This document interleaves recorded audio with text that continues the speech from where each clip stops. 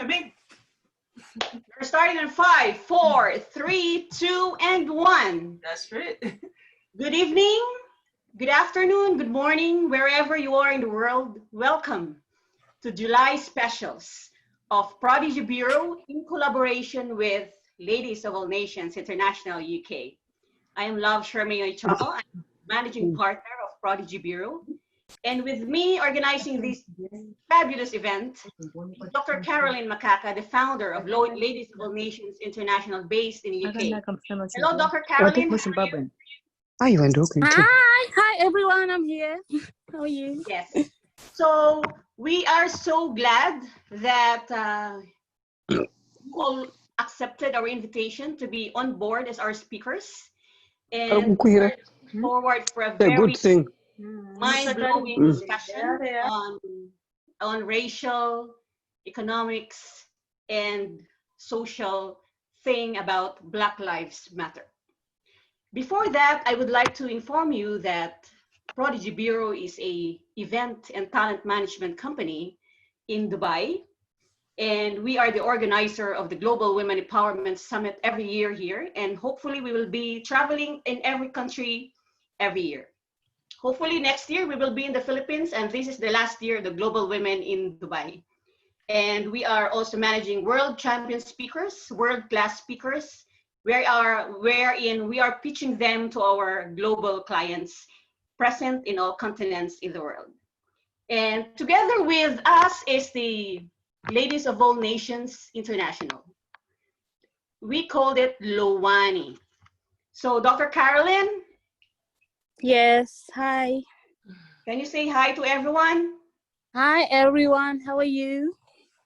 So Ladies of All Nations International is a non-profit organization brought to life by innovative partnership between women of all backgrounds and cultures who have a shared vision of driving better change in today's global communities. Luani operates worldwide chiefly to bring nations together under the umbrella of humanity, with the ultimate goal being to support and uplift the underprivileged in various communities and celebrate survivors as heroines and empowering them to move to the position of non-victims. Without further ado, I am very excited to hear each one of you, and I would love to introduce to you our lovely host for tonight. Our lovely host is a life coach. She's a young entrepreneur. She was the former vice president for public relations of Bowlers International, Bowlers Toastmasters International. It is a global platform for public speakers. Mariz is also a content creator. She is an event host, and she is the face of One Dubai. One Dubai is a Filipino digital portal based in Dubai, wherein you can look for anything that you want about Filipinos. Without further ado, I would love to introduce to you our lovely host for tonight, Mariz Del Rio. Oh, amazing.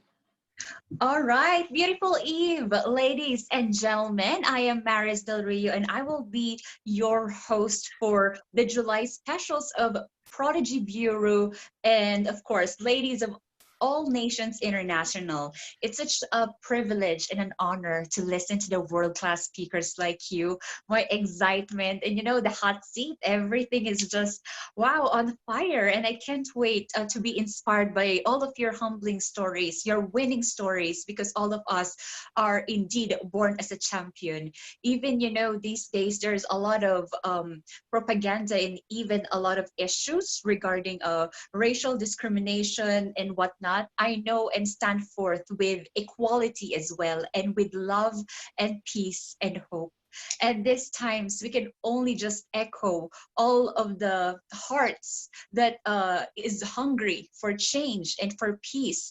And this eve, this eve is truly special because we will rekindle and we will magnify how powerful we are beyond expectations. And I just can't wait for you to amplify and echo your inspiring stories and to share the world how beautiful it is to be unified despite of our race, despite of our creed, and despite of our religion. All right, so are we all ready, ladies and gents? Can we have a round of applause coming from you, even though I can't hear it? Yes, I love it. Thank you so much to all the Yay! thank you to all of your energy because we need this tonight. Thank you so much. You're also glamorous. May I say that? Sometimes, you know, I should also have that kind of hair. How I wish. That glamorous hair that you could just, you know, flick everywhere. Thank you so much. All right. So I believe we can already start. And later, after each, of course, speaker will be having 2 questions. And later, we will be having the privilege to also have a panel session together with our guests. So I believe all of our guests are ready to also ask their questions. All right, let's start. So for our first speaker, I would love to, of course, give her the floor. Our first speaker is actually a retired lieutenant who completed 29 years in law enforcement for Miami-Dade County, where she trained thousands of employees to excel in their careers.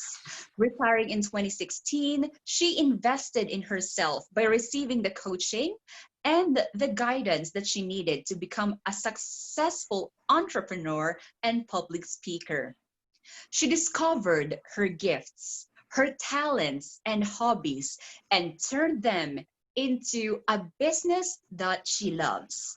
She has positioned herself as an international public speaker, a best-selling author, an event coordinator on and offline events, a legal service provider, and a visionary strategist. Ladies and gentlemen, a big round of applause for Patricia Rogers. Yay! Floor is yours, Patricia. Well, good morning, good afternoon. I'm here in Florida. Thank you for inviting me to this platform, Charmaine. And I am just grateful to be here. And basically, you shared my story. That is my history. That's my legacy that I'm leaving. And I just want to say that since I have become an entrepreneur, prior to retiring, preparation was the key for me. And that's when I did start the legal and identity theft services, because I knew I would be working for a company that had people who I could connect with, who I could travel with. And from that, what it did for me was, as I worked as a marketer for a company called Legal Shield, then I began to realize as I went out into the communities and various events to set up my tables to share the information, I had a defining moment. And that's what took me into my own role of discovering my own gifts and my own talents. And ever since I've been an entrepreneur, many doors have opened for me. And I encourage everyone who's listening to follow your vision, because God gives us vision. And there's no need to doubt, even though we go through those negative emotions, there's no need to doubt, because He also gives us the provisions. And I pretty much am one of those individuals. I say yes to every opportunity. If I can say yes, I say yes, and I worry about the how later. And I have learned that every time I say yes to one opportunity, another door opens and another door opens. So one of the questions, would you like for me to address the questions, or are you going to ask me a question, or how are we going to carry this platform? Yeah, so actually we can carry out like questions from one another, but since you also have shared your life story, would you love to elaborate on your life story, or can we already give to you any question we like?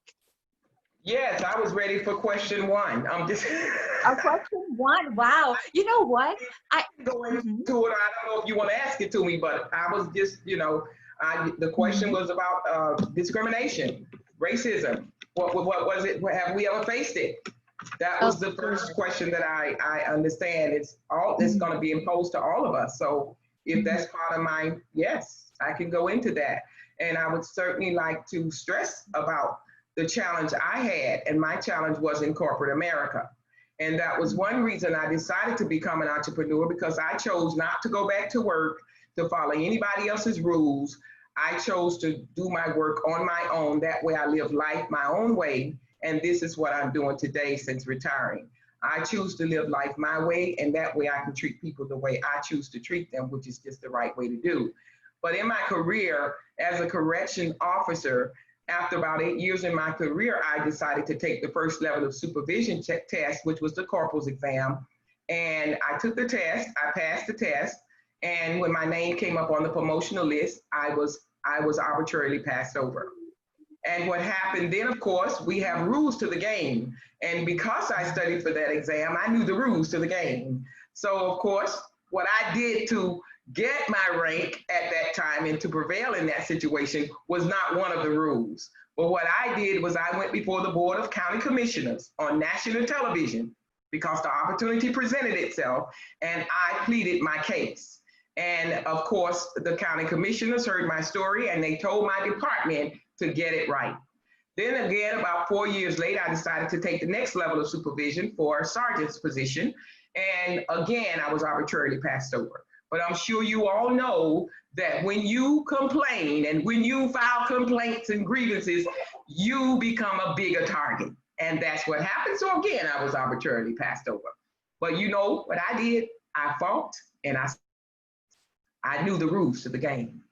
And of course, I took the test again because my goal was to retire as a correctional lieutenant, which was the highest level I could go as it relates to promotions in testing. And I took the test, but again, I was nervous. I was afraid. I just assumed I was going to get passed over again. So why take this test?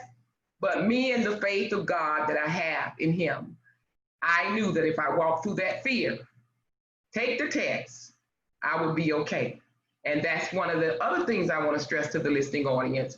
When you feel fearful, when you feel doubtful, when you're getting all those negative thoughts, that's the time to walk through all of that, because there's a blessing waiting on the other side. And I walked through that fear. I took the test and I came out in the top 5 percentile. Y'all know what happened, right? When my name came up. Yeah, I got passed over.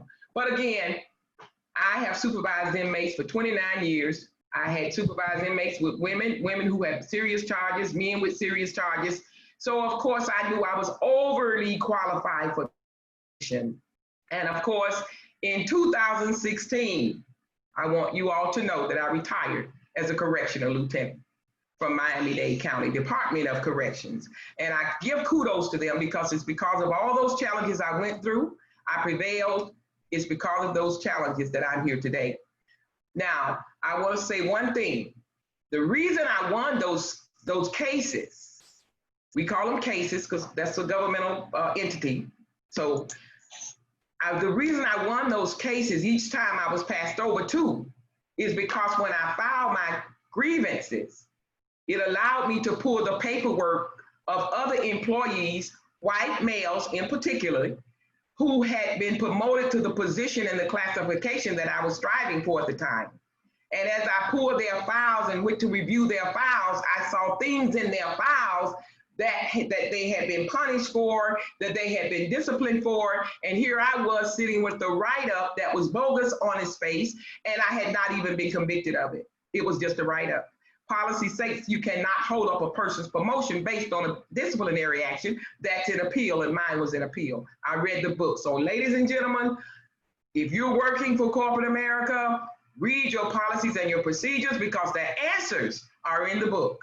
And a lot of times people quit their jobs. I saw people commit suicide, officers. I saw people on the other side of the bars because of the stresses and the injustices that goes on in any organization. But I want you to know that when I pulled those gentlemen files, the white guys, every time I had to show discrimination, I had to show racism, I had to show that. And documentation never lies. And I showed it each time. And because they were promoted, they had to give me my just due. along with the back pay. And in one instance, I even settled partially with the partial lawsuit. So this is what happens when we are in an organization, in life in and of itself. Black lives matter, all lives matter, but this is our time now. This is our time, and I'm happy about it because there's a lot of injustices that I saw in the environment I worked in inside the jails. We call them isolated, but because of me and because of my belief, I put myself in the supervisory role so that I could protect some of those people's jobs, number one. Number two, I wasn't going to allow them to be inmates up just because they had a badge.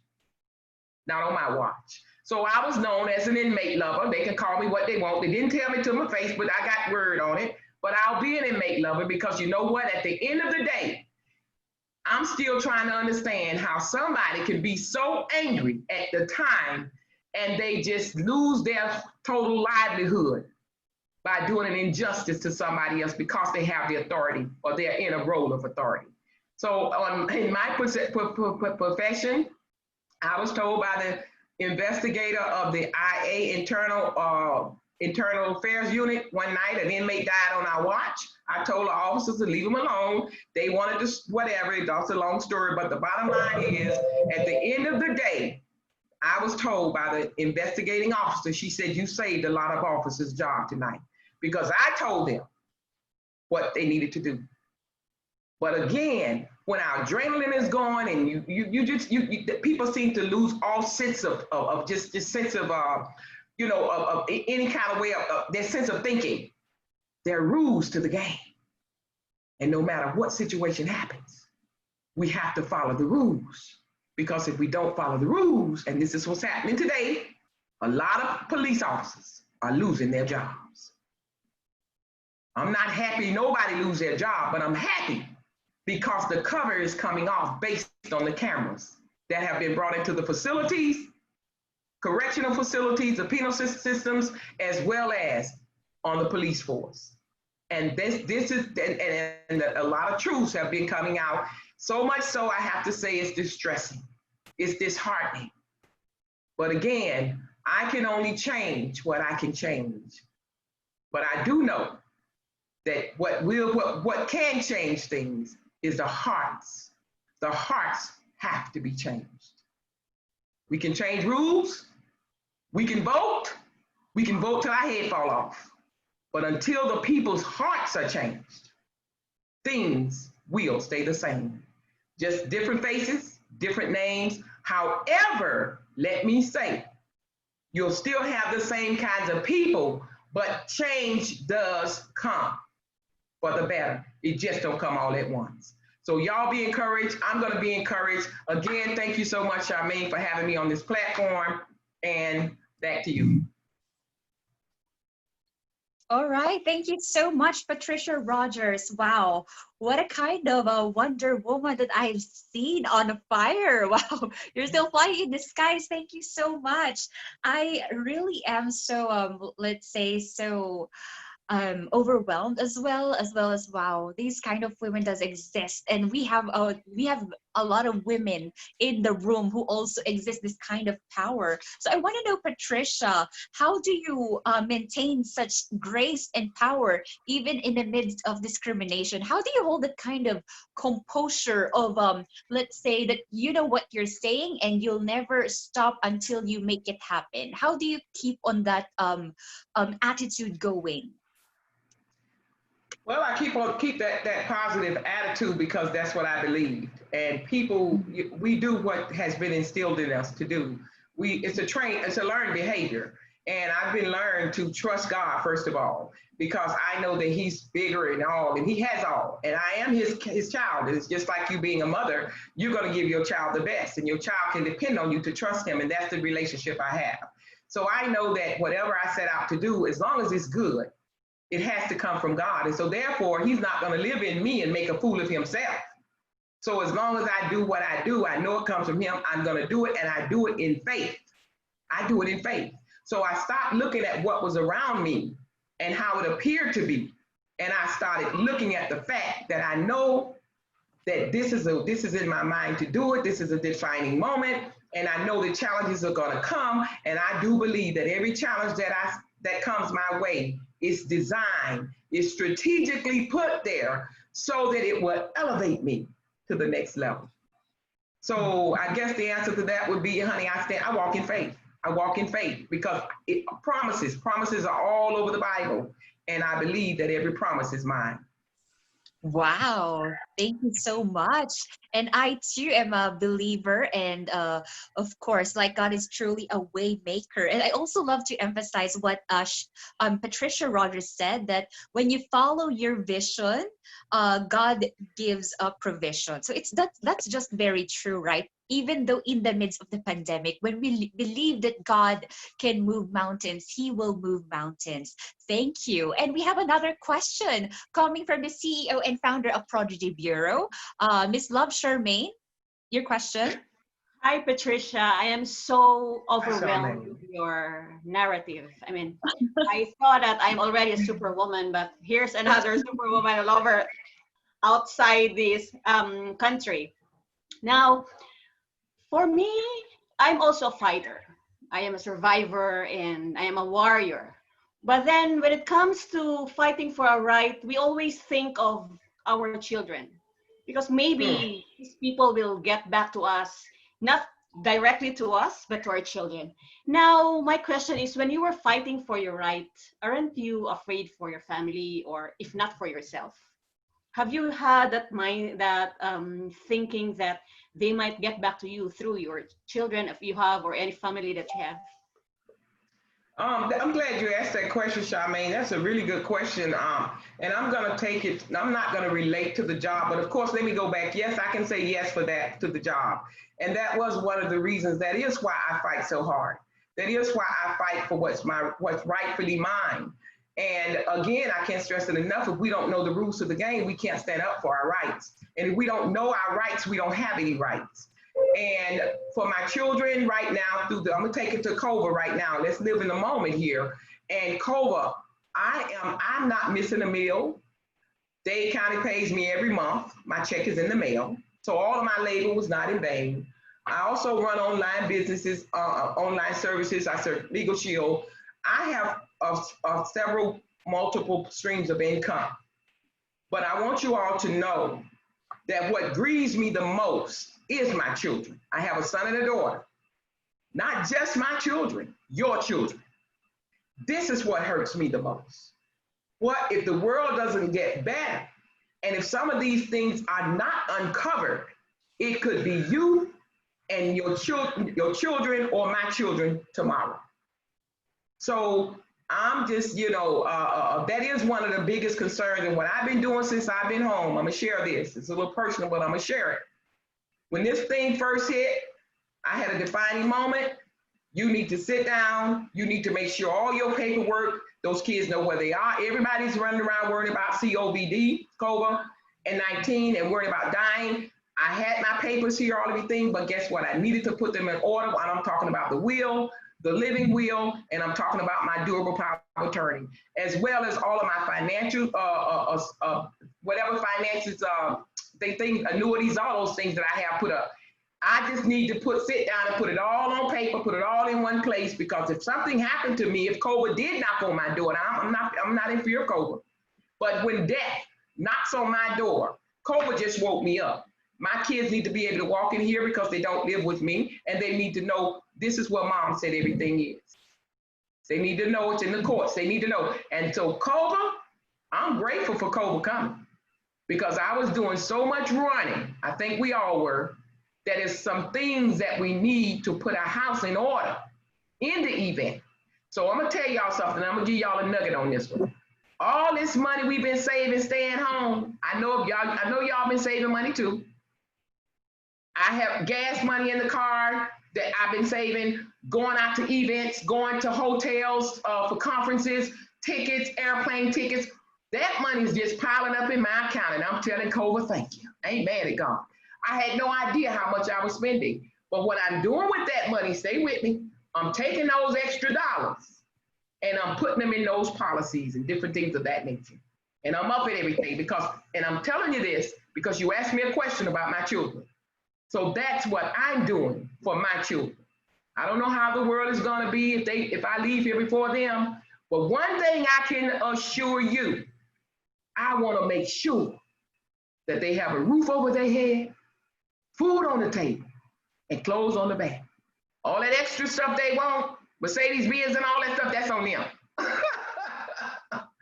I'm going to make sure the basic things, and they're not going to get it all at once. So preparation is the key to my success. Preparation is the key to us preparing for our children, because at this point, right now, looking at what's around us, I don't know what's going to happen. I don't know what the future holds, but I do know who holds the future, and that's what I'm standing on. Thank you. Amen to that. Thank you so much, Patricia Rogers. What a brave and strong mama we have. Mothers know best. Thank you so much. Wow. And I truly believe that all the mothers out here and the daughters in the world are celebrating. Yes. Thank you so much, Patricia. All right. And now we will be having our second speaker. I'm so excited to introduce her to you. All right, let's do this. She is the founder and CEO of Mothers, Helping Mothers Incorporated. And she was a teen mom who grew up in Lima, Ohio. With the support of her family and her innate drive to succeed, she maintained school attendance, activities, and employment until graduation. Upon moving to Columbus, Ohio, she became a child care teacher and currently owns child care center, Cozy Corner Home of Care and Love, LLC. She has been selected as one of the visionary leaders as well, and she has been nominated and awarded for countless awards and citations. And lastly, the Presidential Lifetime Achievement Awardee from 44th President Barack Obama, and now holds the title Global Ambassador for the Unstoppable Woman of Purpose Global Movement. There you have it and more. Let us all welcome Dr. Cortesha Cowan. Yes, Dr. Cortesha in the house. Let's welcome her. Hello, everyone. How are you? Hello. I am so excited to be on here. I don't know if you were able to get any information from Sister Caroline. I asked to go next because I have an exciting day. I'm still giving my time and my energy to this because I think it's a great thing that we're speaking about. But in less than 2 hours, my daughter's getting married and having a baby shower at the same time. So if I'm short-winded, apologize in advance. But I'm definitely going to stay on the whole time. So I thank you guys for allowing me to come on today and just give, you know, a little synopsis of what it is that I'm doing here in the States when it comes to building and transforming women so that they can understand what is going on in their lives as far as what we're facing today in our society. I think it's a great movement that, you know, we all come together and try to figure out a way of economic power for ourselves. And so for me right now, I am strongly into Black Wall Street. I love building women up. I love making sure that they can birth a business based off of just their dreams and their goals. So they call me a business birthing coach here in the States. I help girls from 14 up to 25 years old find entrepreneurship skills and be able to maintain those skills. I just think the economic power starts with our youth. I think that in order for us to be able to make the total change that is necessary for us to stimulate and keep the communities going is being able to deal with our youth and giving them another way of pushing forward and knowing that they can make it. And so that's what it is that I do here. But my main focus is helping homeless teen moms and girls coming from human trafficking. And then we're also in South Africa, Cape Town, South Africa, helping refuge teen mothers or child marriage teen moms be able to become economic stable. So getting off the system, starting their own businesses or creating wealth for their families and themselves. And I do that by teaching them that they have to love God, love family, and then love others by doing their mission is God, family, and then mission. And so that's what we use as a day-to-day tool to teach these girls how to have economic wealth.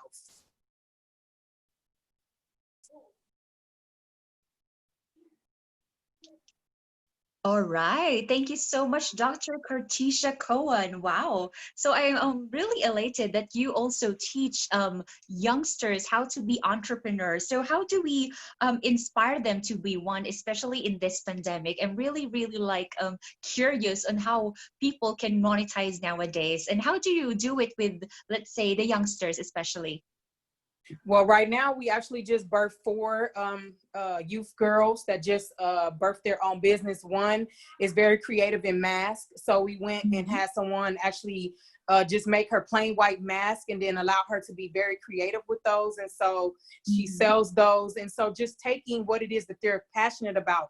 We always want to sit the kids down and tell them what they should do, but sometimes, especially being a childcare owner, I love working with my 5 to 12-year-olds because they actually teach us a lot. And so being able to take what they love and turn it into something. We have another girl, she loves making slime. So we decided to help her, launch a slime business. And you'll be amazed at how they can take what they love to do and become better entrepreneurs than us. And so that's what I love, what I do with the youth, is making sure. We have one that she loves rhinestones and stuff. So she's taking old tennis shoes and she's wiping them down and she's recreating them using rhinestones and using diamonds. And she's selling those to help support the girls over in Cape Town, South Africa. So we also want them to understand that when they build a business, what do you do to give back? Because you're blessed more in your season of giving. And so not only do we teach them to be entrepreneurs, but we definitely want them to learn how to sew. And so being able to take a portion of their proceeds and giving it back to something makes them actually want to make more and actually push more on their goal to success. And so that's what we do with our youngsters. I love that. So youngsters with purpose. So isn't it that amazing that we parents, I've been seeing a lot of books like Kidpreneurs, that indeed, even in the school and our universities are not really, like where they're not really emphasizing how entrepreneurship or how you could be entrepreneurs, right? It's like parents or your siblings, or after which that you become an employee, there comes entrepreneurial spirit being discovered. So how can you suggest, let's say, the society or the norm change that kind of educational system? Can you also share that kind of movement to the new curriculum? Like knowing that you have a great influence, how can we shift that kind of thinking in today's world? So I'm glad you spoke of Kidpreneur because I studied their blueprint, and they have a 19-week program. And so actually we use Kidpreneur, but we incorporate it. So when each kid starts the program, we use it as a summer camp. So now I'm actually teaching other daycare centers to incorporate entrepreneurship camp. So regular than the kids doing like sports camp or art camp, we actually do entrepreneurship camp. So I have a 16-week program, but we use the first 6 weeks of the summer to teach them entrepreneurship. And so that's what I'm trying to do with some of the daycare centers that I'm around. So we're doing that by actually using that curriculum and then building in our own. So building in your own is based off of each group that you have. You might have a group that we have a girl that just launched her lip gloss. So I have a friend that makes her own lip gloss and her own stuff. And so incorporating business entrepreneurs that already do the work to come in and actually teach that curriculum or teach that thing to the young kids, so that not only are you making the slime, but you're using the right ingredients. And so that's what we're doing right now, is we're launching it so that other daycare centers can build off of the entrepreneurship camp that we have. And so I think that is important because for me, my grandparents owned a restaurant. And so at the age of 11 and 12, I'm washing dishes, cutting onions, telling her when the fryer, is beeping so she could take the food out. So it was always around me. So I knew that it was going to be something that I wanted to do as an adult. And I've been an entrepreneur since I was 23 and I just turned 40.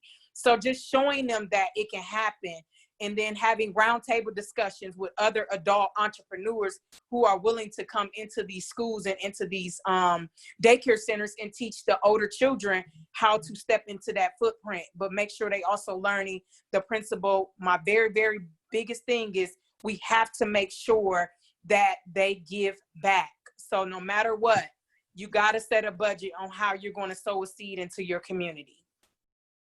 All right. Thank you so much. Entrepreneurship is the name of the game. All right. Even the Absolutely. youngsters, even I think any age can still be entrepreneurs. And thank you so much, Dr. Cortesha Cowan, for that lovely sharing. Isn't it that an apt topic, especially now, especially that a lot of us are experiencing layoffs and even job loss. So here we go. Even though there are a lot of problems, we can turn those problems into opportunities. All right. Thank you so much once again, Dr. Cortesha. Our round of applause. And I'll leave you guys with this. I teach everyone to pivot their passion into a profit. So if you have a passion for something, you can pivot it into a profit. I'll leave you with that. Thank you guys for having me on today. Thank you so much. Wow, a lot of nuggets of wisdom coming from Dr. Cortesha herself. And later, we're very excited to also ask more of our dear speakers who've just spoken in our panel. Awesome. All right. Sizzling moments in here. All right. We're down to our third speaker.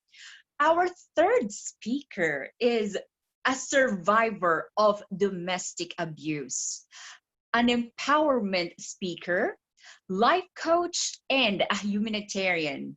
Born and raised in Trinidad and Tobago, she now lives in the United Kingdom with her husband and fellow co-founder of Mindset Mastery, a program dedicated to the healing, development, and enhancement of the mind to achieve personal mastery. As a mixed-race woman coming from humble beginnings, she is an advocate for women's rights and equality and a strong believer of education, equality, and justice. Yay! Let's do a great round of applause to our third speaker, Dana Haselum. Yes, Dana in the house. Hey everyone, good afternoon, good morning, wherever you are. Thank you so much for that lovely introduction, and to PRODIGY Bureau and the Ladies of All Nations for hosting this very insightful program, this insightful series. I'm very excited just to be here. Hearing from the two speakers has been there so far, and those to come. My story, I would just really like to get a bit more personal into my history. So as our beautiful hostess just mentioned, I'm from Trinidad and Tobago. And for those of you who know where Trinidad is located, it's in the Caribbean, and it has a population of just 1.4 million persons living there. And out of that, we have a population of 40% Black, 40.3% East Indian, 18% mixed race, 0.6% white, and 1.2% Chinese and others. So it's a really cosmopolitan society. Apart from that, there's also a history of the plantation society. So the majority of persons who came to the Caribbean, if you guys know about Caribbean history, came from either West Africa as slaves or from India and China as indentured laborers.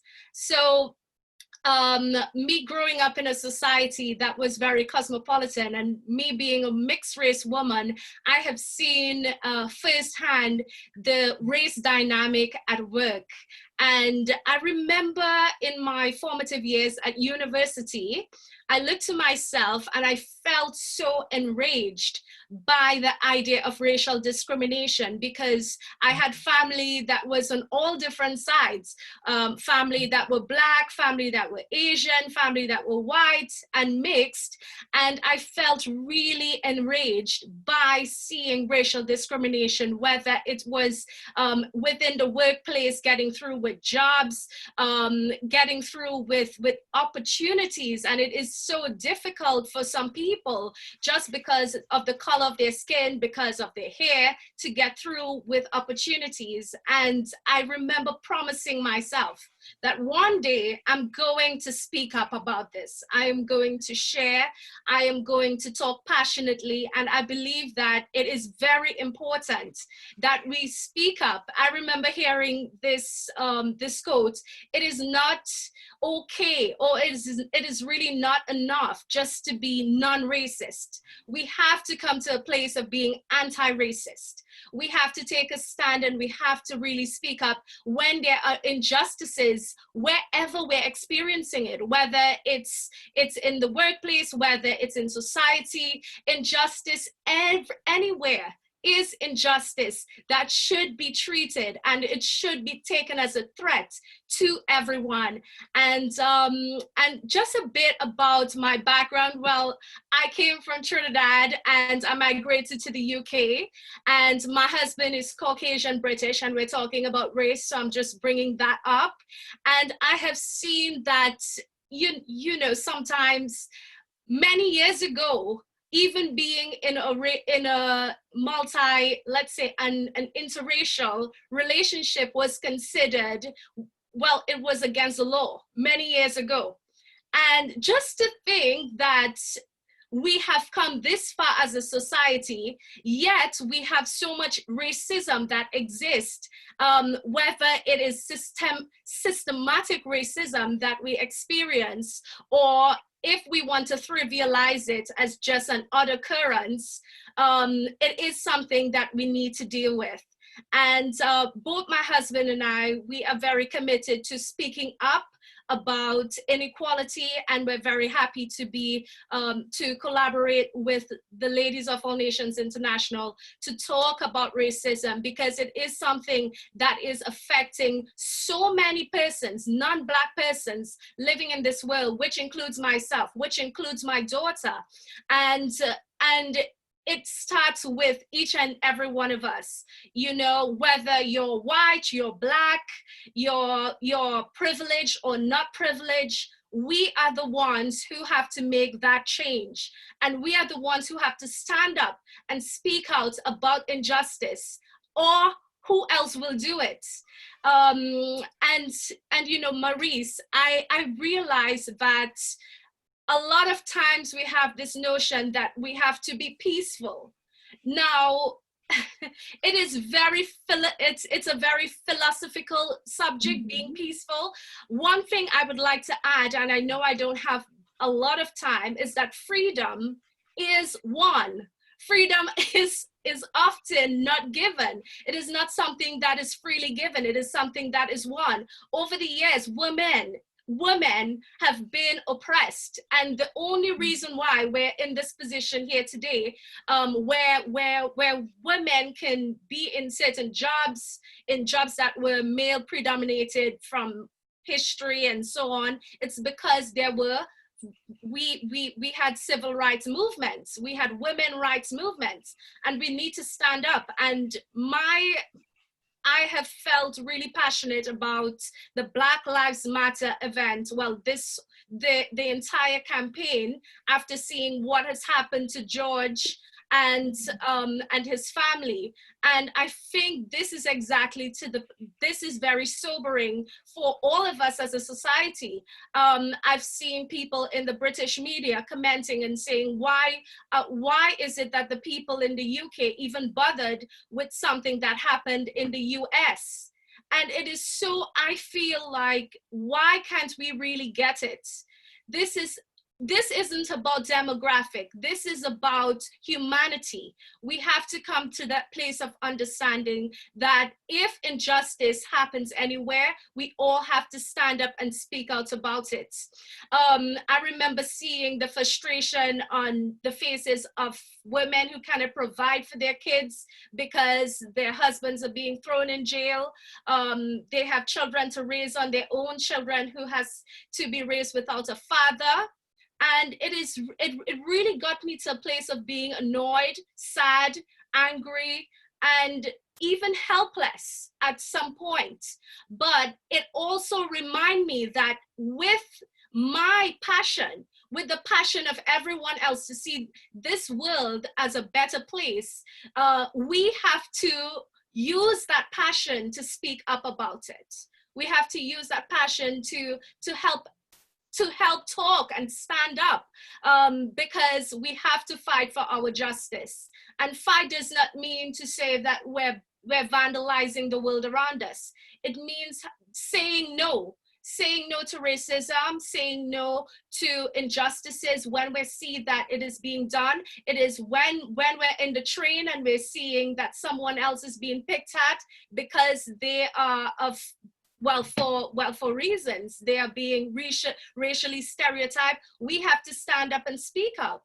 We have to ensure that we don't turn a blind eye. Whoever we are, whatever race we are, we are the ones who have to start, and we have to make that change. And yeah, I'll leave you to the question. Right. Thank you so much, Dana. I could just see your heart speaks volumes in your advocacy to make a change. And I love that about you. So, of course, this Black Lives Matter has really gone the media and the people outraged, right? And even me, when I've seen it, like, how can this happen? How can this, this happen? I mean, my heart is just so torn. So how could we go beyond social media, just ranting? Especially, I know that every part of us is just housed in this pandemic. How can we make a change even when we're at home, even though we don't really know the big picture, because, you know, media could really kill our mindset as well. So how can we take part in this kind of change, no matter where we are, especially in social media? I think social media is a very good platform at the moment. If we cannot go out to protest, it starts with our home. I often say that it starts with us. It starts by understanding that we have that responsibility as being humans. We have that human responsibility to speak up about injustices. We have to teach our children, our Black children, that they are precious, that their life matter, and that they should not accept bullying. They have to understand that they're beautiful, that their African hair is beautiful, that their Black skin is gorgeous, and they need to accept that. And I think that is where it starts. It starts by understanding the reality of the situation. Many of us have grew up learning about racism based on how we're treated, and we normalize racism to the point where systematic racism is part and parcel with everyday life. I am here to say that racism should never be normalized. It should never be tolerated at any cost. And it's something that we have to teach our children. It's something that we have to speak up about it when we're commuting, when we're at our workplaces. Just as our first speaker mentioned, Patricia, she has taken that stand not to accept discrimination. And those are the things that we need, because if we don't speak up, we are not going to have the change. And in the famous quote by Barack Obama is that change starts with us. It will not come if we wait for some other person or some other time. We are the ones we've been waiting on. We are the change that we seek. So within our own lives, within our sphere of influence, the people that we meet, the places that we meet, our friends, we should always be mindful and stand up for justice in all that we do. And the other thing I would like to say is that darkness, Martin Luther has mentioned this before, darkness cannot drive off darkness. It only takes the light to do that. Hate cannot drive off hate. It takes love to do that. So in wherever we are, we have to be that different person. We would like to be treated with humanity and with justice at all times. We also have that responsibility to treat everyone that we come across in that said way, with justice, with humanity, with love. And I believe that love, at the end of it all, conquers all. Thank you. Yes, I love that. I believe that we're having a winner right now, like a pageant. Wow, I just know that love really conquers all, and love mends all broken pieces and turns victims to victory. I love that, Dana. And having said that, I would love to also ask regarding the mindset mastery. How could you actually incorporate it in the problems of today, especially in racism and discrimination, especially the program, especially the healing part? I'm very interested in it. You see, it is very interesting because when we are discriminated against, when someone experiences systematic racism, it's not just their feelings that is being tampered with. You're talking about the person's identity. Black persons they have been stolen. Things have been stolen from them. A lot of things, physical things. My great-great-grandmother was a slave. And my great-great-great-grandfather was a slave master, coming to think of it. And so a lot of people have lost a lot of things in the fire, but it starts with the mind. It's so much things have been lost, but mentally you've lost even more. Black people so much things have been taken, have challenged Black people. And that's one thing that I believe, our mind, we have to start with the mind, because we have been taught to accept an identity that is inferior to the white male. That is the standard. The white male has been the standard for what the true epitome of humanness should be. However, we have to come to that understanding of what our real identity is, accept ourselves. And I believe mindset mastery is there to create that idea that you can master your world when you master your mind. Now, the program has been involved in doing a series on goal setting, on time management, on facing fears, on resilience, on maximizing productivity, on self-authenticity. And I think that it is really important that that we all help persons who are struggling. And that is a passion of my husband and myself. We are there to help other persons, to help corporations.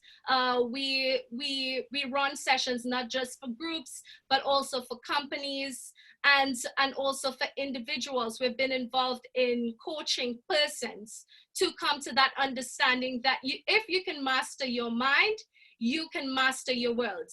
And one thing I believe is that you do not have to start to be great, but you don't have to be great to start, but you have to start to be great. So in whatever we're teaching, we're just teaching that idea to start, to go after your dreams, to go after your calling, to go after the purpose that you feel that is on the inside of you. And that is the role of mindset mastery, providing persons with tools that are needed to help them master their worlds. All right. Okay, thank you so much, Dana. What a beautiful nuggets of wisdom that you have. All of us really cater to be catalysts and movers and shakers in our own endeavors. And cheers to your program, of course, and that is Mindset Mastery. And we're looking forward to all of your successes and to all of the speakers who are in the house. Congratulations, Dana, and thank you so much. And just a commercial, one of our great audience also said his hi to us. And he would like to say that, hi everyone, thank you for of course making time to talk about such a giant topic, the very topic that seems to confuse many people. Thank you. Let's stand up for justice and be the change we want to see. We are all human. Let the human race prevail. Thank you so much. And this is from Monya Dua. Wow, our audience are very, very engaging. So keep the comments coming, keep the questions coming, because later we will be gonna asking them in the panel session. Thank you so much once again, Dana Haselum. All right, now moving on to our fourth speaker.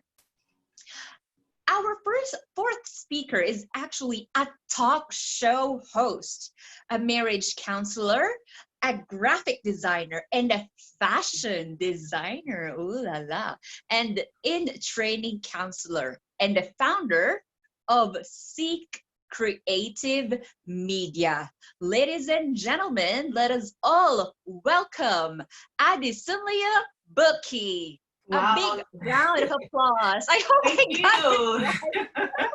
Thank you so much. You see, I like the twist you put into fashion. You know, I just like that twist.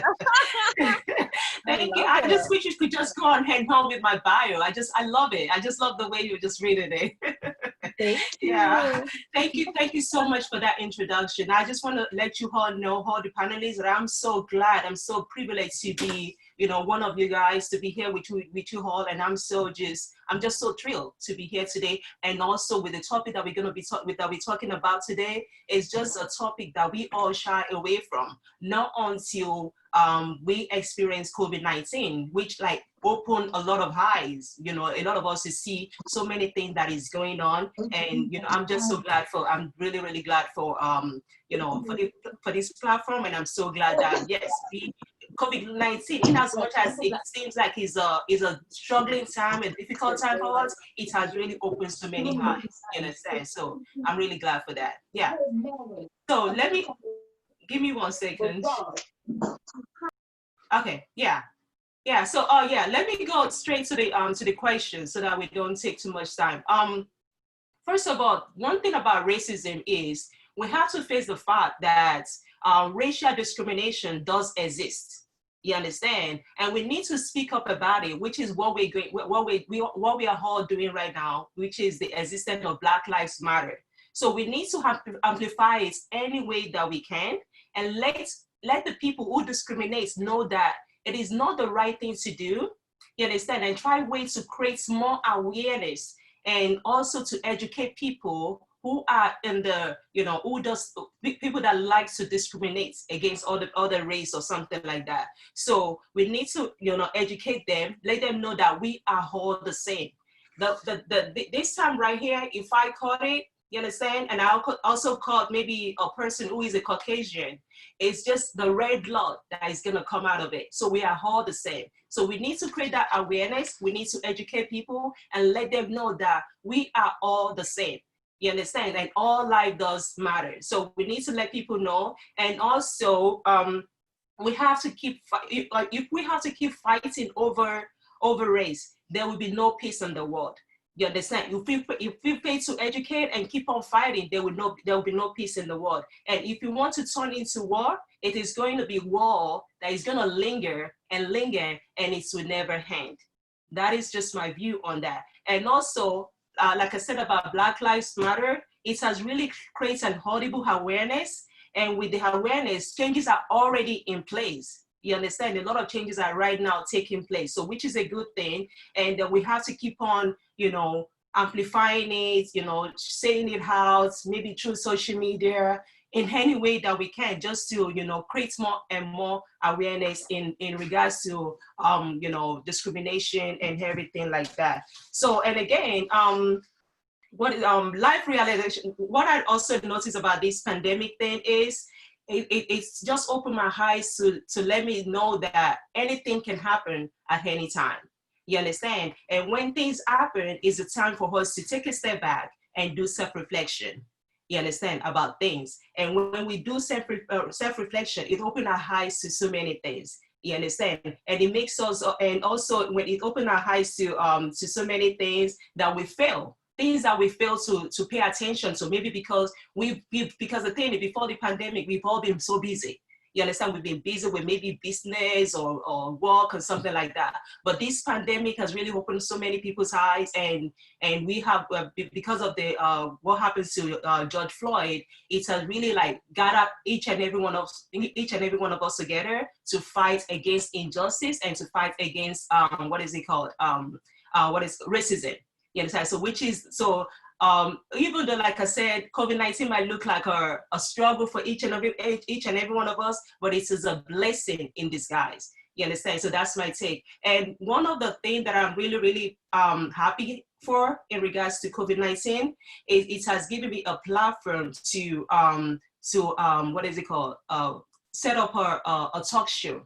And the talk show has really, I'm so thrilled in regard to the talk show, in the sense that it's a platform whereby I invite people to talk about their life experiences, even things that I did not even know before. All my guests, when they come on the show, they talk about it, and I'm always like, wow, so this happened and that happened. So I'm so glad for COVID-19. Like I said, is a blessing in disguise. So I'm really glad about that. Yeah. Right. Thank you so much. Wow, talk show host. I'm really interested on the topics that you have recently launched, Bukky. So let me know, what are the most, let's say, top 3 themes that you have tackled in your hosting so far? One of the top 3 things is my last show. I had to invite someone who is a Muslim sister on the show.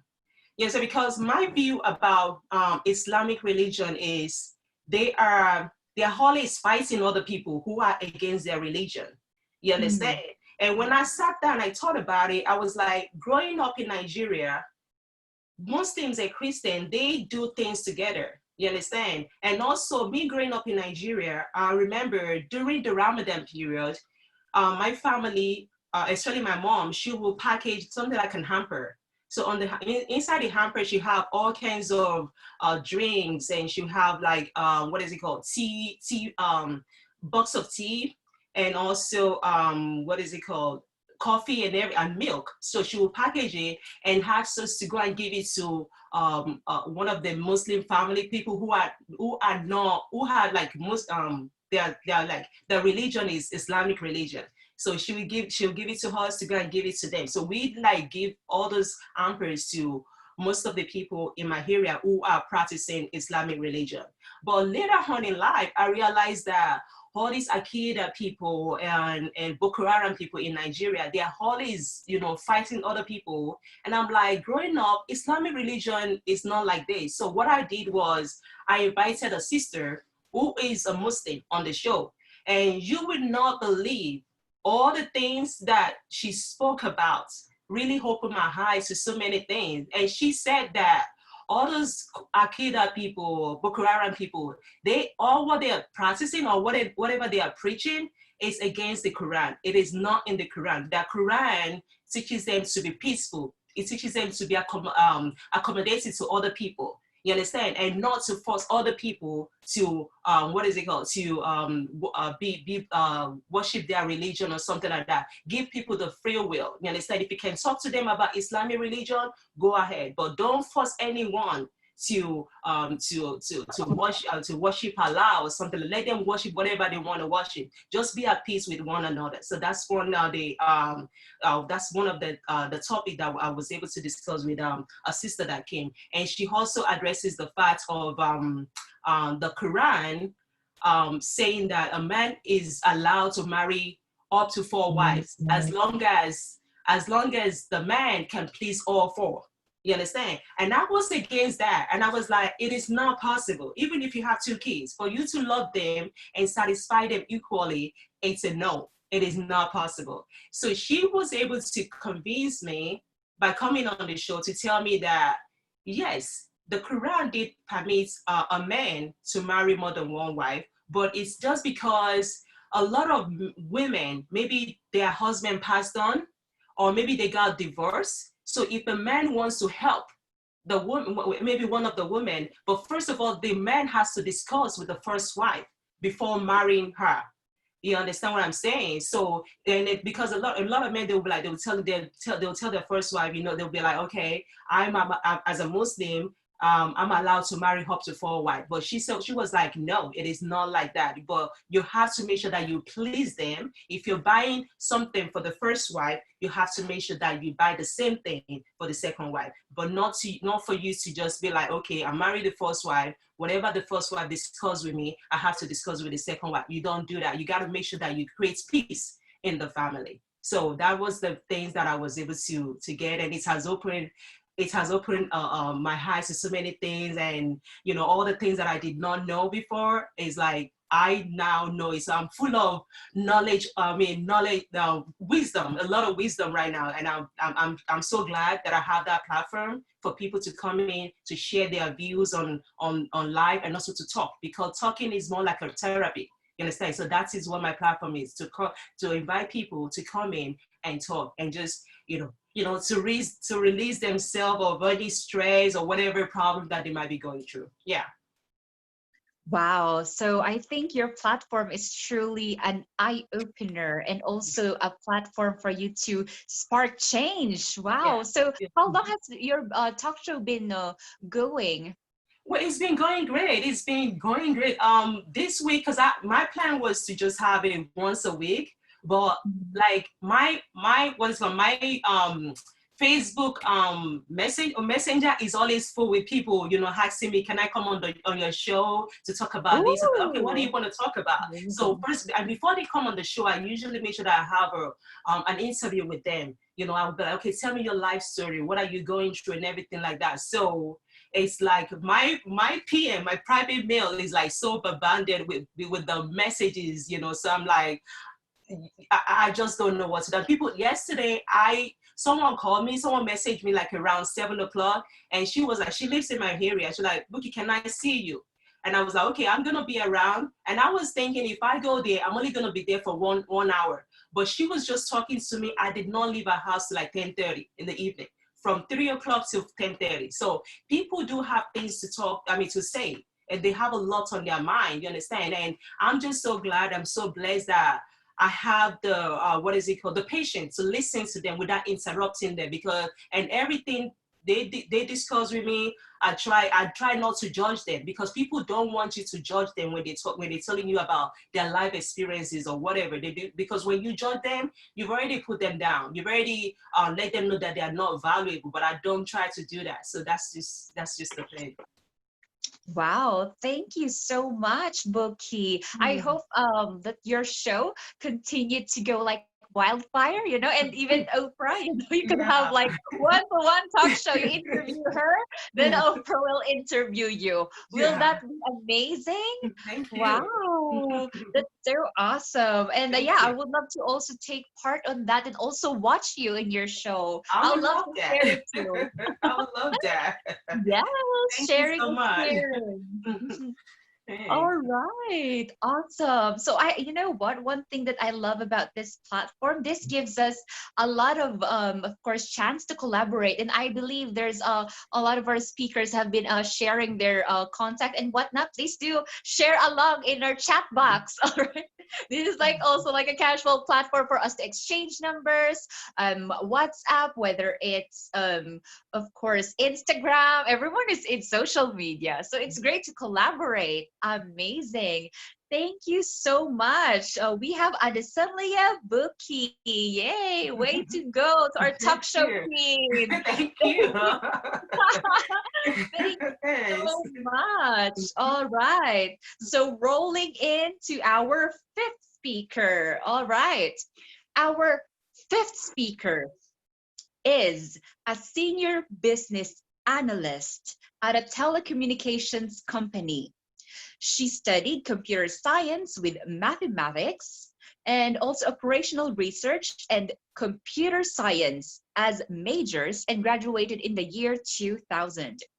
She has been working for 18 years in industries such as steel manufacturing, logistics, and power supply before settling in telecommunications.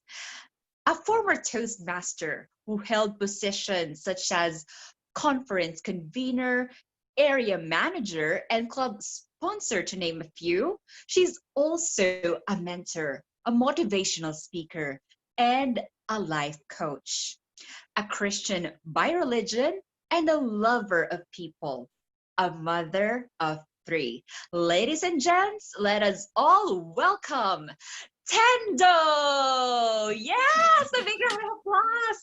Thendo in the house. Yes, I'm Thendo and I'm from South Africa. And for me, honestly, I think this topic, it speaks to my heart because honestly, with everything, I think you all know the history of South Africa with having come from an apartheid kind of government and trying to get into democracy and putting ourselves in the position where we are at. But just to start, just introducing myself, being a mother of three, I've had 2 failed marriages. I'm in my 3rd marriage right now. And there was a lot of abuse in the previous marriages and everything that happened there. Right now, where I find myself, and as much as we want to talk about racism and Black Lives Matter, I really love what every speaker who have spoken before me has been emphasizing on discrimination and injustices. Because one of the reasons why we have got such racism and everywhere else is because it starts in our homes. We see injustices and discrimination happening in our homes and we do not do anything about it. We sit and turn a blind eye. In that, it teaches our children to say whenever they are out there and things are happening, they also turn a blind eye. And I think that is the one thing that I thought to myself to say, in order to change the culture, because most of us, especially I grew up in an environment, when I started working, one place where I experienced discrimination was more on the basis where, as a Black person in the corporate world, I think Patricia did touch on that, where because you are Black, you have to work double as hard. She had to go and do investigation and everything, and you get half the credit when you have done the work. I've been to situations where I prepare but I cannot go present them because I'm Black. So they need to find a substitute of a white person or an Indian person or any other race to go and present the work that I've done. I cannot even take credit for the work that I've done. So those kind of things. And at that time, you don't know how to fight. You don't know who to fight because you were discriminated from your home. So one thing that I would say can help us in the growth in what we do is be able to embrace being different. The problem that is bringing racism and discrimination is that we are taught to be fearful of being different. When someone is different to me, one thing that comes to me is fear instead of love. I always say fear is the absence of love. When there is no love, that's when fear strives. So when you are fearful of someone being different, then you are going to discriminate against them. And you are going to now try to get there. To bring them down so that they might not hurt you. The reason why you discriminate is you are protecting yourself from being hurt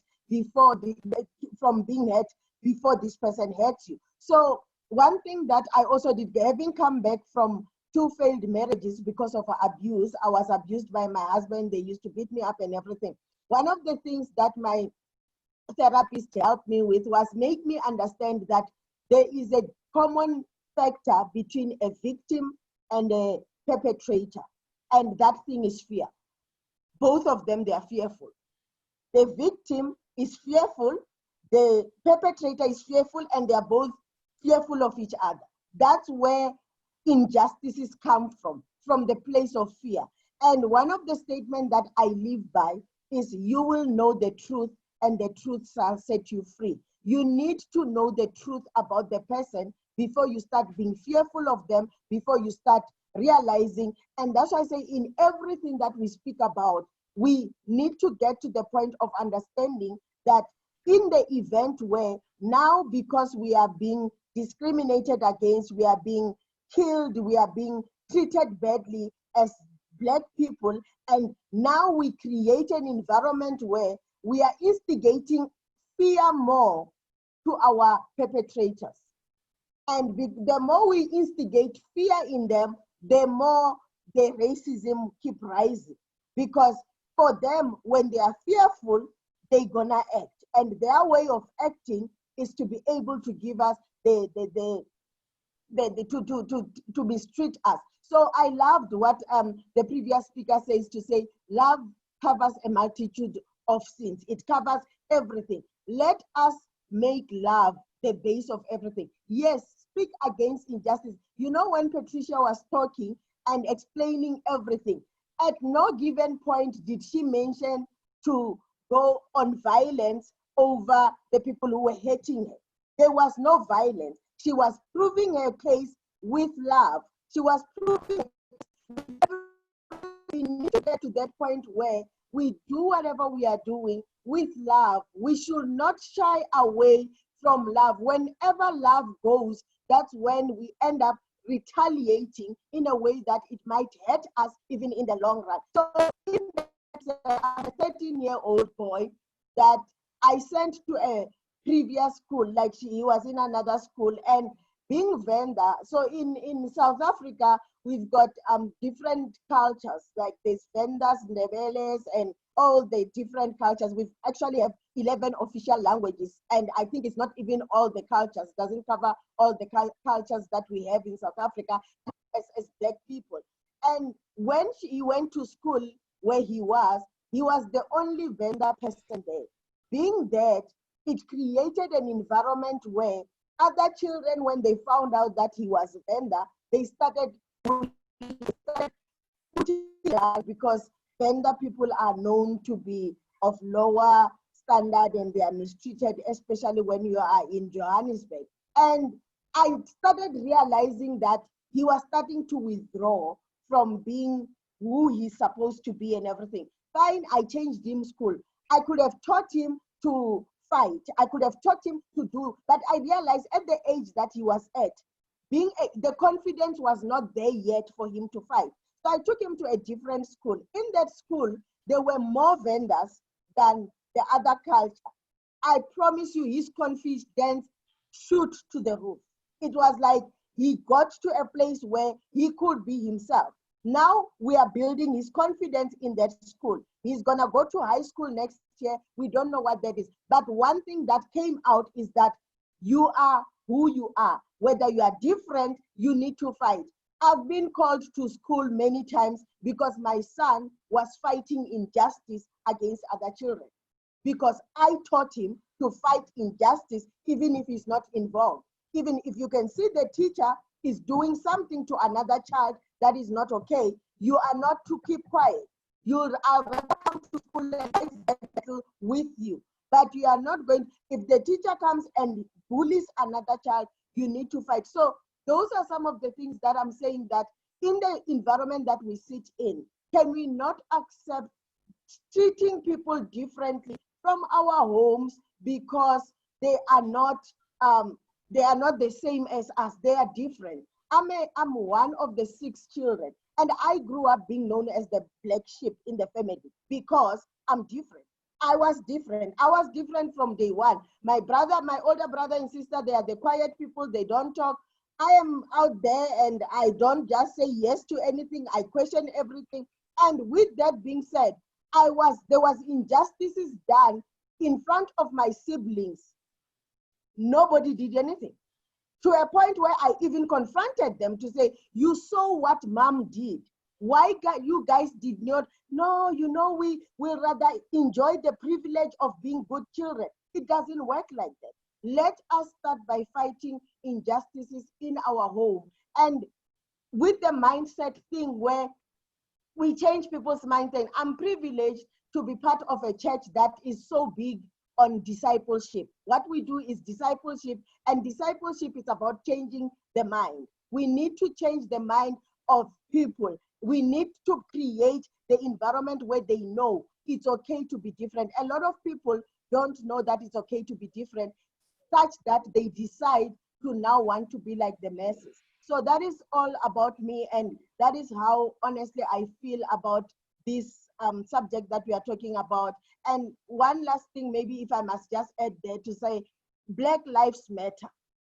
Do they matter to us as Black people as well now? Because I feel like most of the time, the subject of Black Lives Matters is when we are telling other races. Can we start telling ourselves, Black Lives Matter? Because when we look at gender-based violence, when we look at women being abused by men, when we look at men who, houses that are being managed by women only because the men are not interested, it's black on black. Can we start by telling our sons, Black Lives Matters means your girlfriend, your wife, your fiance's life matter? Can we start by making sure that when we tell our children, your daughter's life matter, your son's life matter, before we go tell the other races, we can clean up within ourselves and we will see the results that we want to see in the long run. All right. Thank you so much, Thendo. Wow. That's truly a winner's, of course, story. And in every victory comes a warrior just like you. You know what? I think there are just a lot of fans communicating in the chat. Please, precisely, Mo, it starts with us. Please keep it coming. And I would love to also share this citations as well from our, of course, audience. Of course, they would like to also emphasize this. All right, so they would like to emphasize the, okay. So according to our dear guest, so they would like to say thank you, Thendo, for sharing your experiences of life in your marriage and career. South Africa still has a long way to go in terms of closing racial and gender inequalities. And also, Moses truly said, of course, we have to have that first step, and it starts with us. Thank you so much to those engagements as well. And Miss Charmaine would also love to ask Thendo. Please, Miss Charmaine. Hi, Thendo. Wow. Hi. I didn't expect that you have this so much within you that you want to share. I was just like thinking, oh, well, I want to invite Thendo because you're one of the Black women that I know in Toastmasters. And I would think that you have this very rich and very good to share experience. And you said you are in your third marriage. Well, undoubtedly you have too much love for the world. You are in your third marriage. What learning experience you can impart to our youngsters or to women who are not yet married, like with our audience now, with Mariz and Cara around? You listen. OMG. What is the learning experience you can impart to our youngsters and to the women who are not yet married, and to those who will marry again? It's not me. Mother love. in choosing the man that we need to marry. So for me, one thing that I can say is that a failed marriage is not the end of the world. Even when you do get married, do not look at it and say, if this marriage fails, I'm gone. Do not overemphasize marriage for what it is. Marriage is a communion. It's a getting together of two. The same way that you can work for this company today and it's not working out for you. It worked out for you for 3 years and then it's not working out for you. You go look for another company. That's basically what it is. It's about growing within yourself. One thing that I see us do as women, because I'm a woman, and sorry, William, I can't speak on behalf of men, but one thing that I see as women that we do wrong is we expect a man to get into our lives and know exactly how we want to be loved. It is important that you teach a man to love you. When you first meet a man and he says, I am interested in you, you start by saying, this is how you are going to love me. You want to love me? This is how me loving, being loved means like. So for me, I feel like for you to be able to tell someone how to love you, is because you know how to love yourself. You know what are the things that you want from me. Now, because you have taught these men how to love you, when they stop doing things that means love for you, that is when you need to reevaluate, is this marriage still serving me? The same way that you signed the contract at your workplace when you started and you said, you will do this, I will do this. You all know, the company knows what you are supposed to do and you know what you are supposed to do. So at the end where you start working month one, you don't get a salary. Okay, you can say, okay, maybe we are going through COVID-19, let's wait. Second month, still no salary.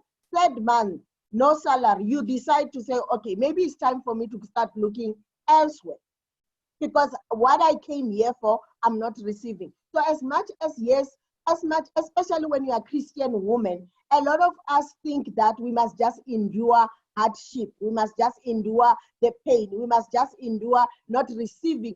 God gave each and every man the ability to love a woman. That's why even in the scriptures, it says, husband, love your wives. So for me, I feel like it is important to not underestimate the power of men to love you. Tell him how you want to be loved. God gave him the ability. God gave him the possibility. He will love you. The day he decides to stop loving you is because he has decided to stop, not because he's incapable of. So it's okay to be demanding. It's okay to be demanding from the man that you will marry. Like, you need to love me like this. You have to. What do you mean? I mean, is it okay just to be demanding, or because some men doesn't want to be dictated? Yeah. But that's different men have different ways of loving their women. Men have I know if it's love. Thendo, tell me. So men have different ways of loving their women. Who is that woman? Because if that woman is me, because that's why we get to a point where you can't give me Charmaine's love. Charmaine is not Thendo. So if you say, I learned how to love, maybe you learned how to love your mother, and I'm not your mother. You chose me, learn me, understand me. Having worked in different companies, I worked for a steel industry, I worked for a logistic company, I worked for telco. I cannot bring the culture of a steel industry into the telecommunication. A man who says to you, I love my way, is not ready to love you. He's loving himself. Yes. Thank you, Thendo. I will remember that. He knows how to love by loving himself, not by loving you. When he comes and he approaches you and says, Charmaine, I would like to love you, the first thing he must be open to is to hear you how you want to be loved. If he's not open for that, then he's not loving you. Wow, what a beautiful, of course, word of, let's say, world-class thought, because I know for myself, I can tell that we're alpha females, shall we? I mean, my mom and dad also brought me to this world, not just to be loved by any. That's why I even haven't had one relationship in my life in the past 26 years.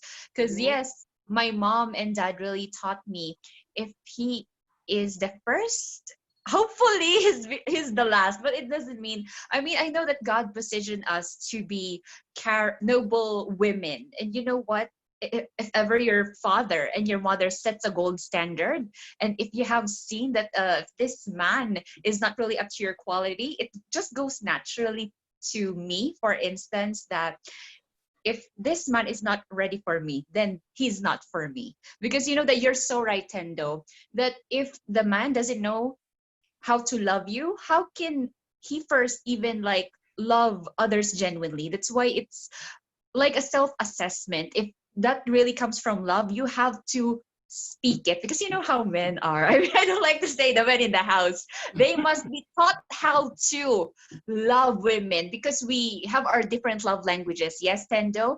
And I would just 100% salute you on the things that you have said, because I also share values and qualities to you. I'm not even afraid to live single forever. But then again, thank you for that encouragement, because yes, we women know how to speak for ourselves, and that also resonates on how to be genuinely loved, because love, after all, is a give and take relationship. And I really admire you for your resilience. I really admire you for your values and how you stand up in the name of love. Wow, I think this is just a very, very like fiery topic, and thank you for sharing that. And we also have a question coming from Mo as well. Wow, so this is the question for you, Thendo. How do you regroup and get to a point where you are ready for another marriage? Are your kids part of the decision as well? Yes, definitely. The kids are always the part of the decision. I think for me, the regrouping part is, like I say, I do not put the first marriage. Yes, I put more emphasis on it to say it has to be successful. I will do whatever it takes to make it successful. I will fight and everything. And when it broke, it took me 8 years to recover. 8 full years. I couldn't stand men. I became a feminist. I just hated men with a passion. And I lost my own identity. I lost my own values and principles to a point where I could be with any guy without even giving them a part of me. I was just like, it was just like going through the motion. It took me 8 years to recover from that. And one thing with my daughter just got engaged. She is 19. She just got engaged, I think, about 2 weeks ago or so. And with her, we have sat down and we have spoken. As much as how to regroup, it depends on what emphasis have you put on that marriage. If that marriage was your everything, if that marriage meant your success, if that marriage meant all that needed to be is making a success of that marriage, of course, when it breaks apart, you're going to break apart as well. And coming back is going to be very difficult. But at the point where you find yourself there, you need to go back to who you were. And the other thing that I tell women, emotional abuse is very dangerous. The one thing that kills you for you not to be able to come back after a failed marriage is having to endure emotional abuse over and over and over again. It kills who you are. You do not remember who you are anymore. And that's why regrouping is a problem, because you cannot go back to the person that you were before you met this man. You existed before the marriage. What's making you being unable to exist after? So that is my response to that. It is very much important for you to not lose yourself in your marriage. The same way you do not lose yourself in any other place, in your job, in your religion, in your church, or anywhere where you find yourself. Never lose yourself. Always keep yourself together, love someone, and share your life. Give them everything. But always remember your identity. Always remember who you are. You are a daughter of the Most High God. You are a princess. You are fearfully and wonderfully made. You are a masterpiece. God looks at you. You are the apple of his eye. He looks at you and he thinks you are the best thing that ever happened. Never forget that. Even if this man tells you you are the worst thing, remember who you are.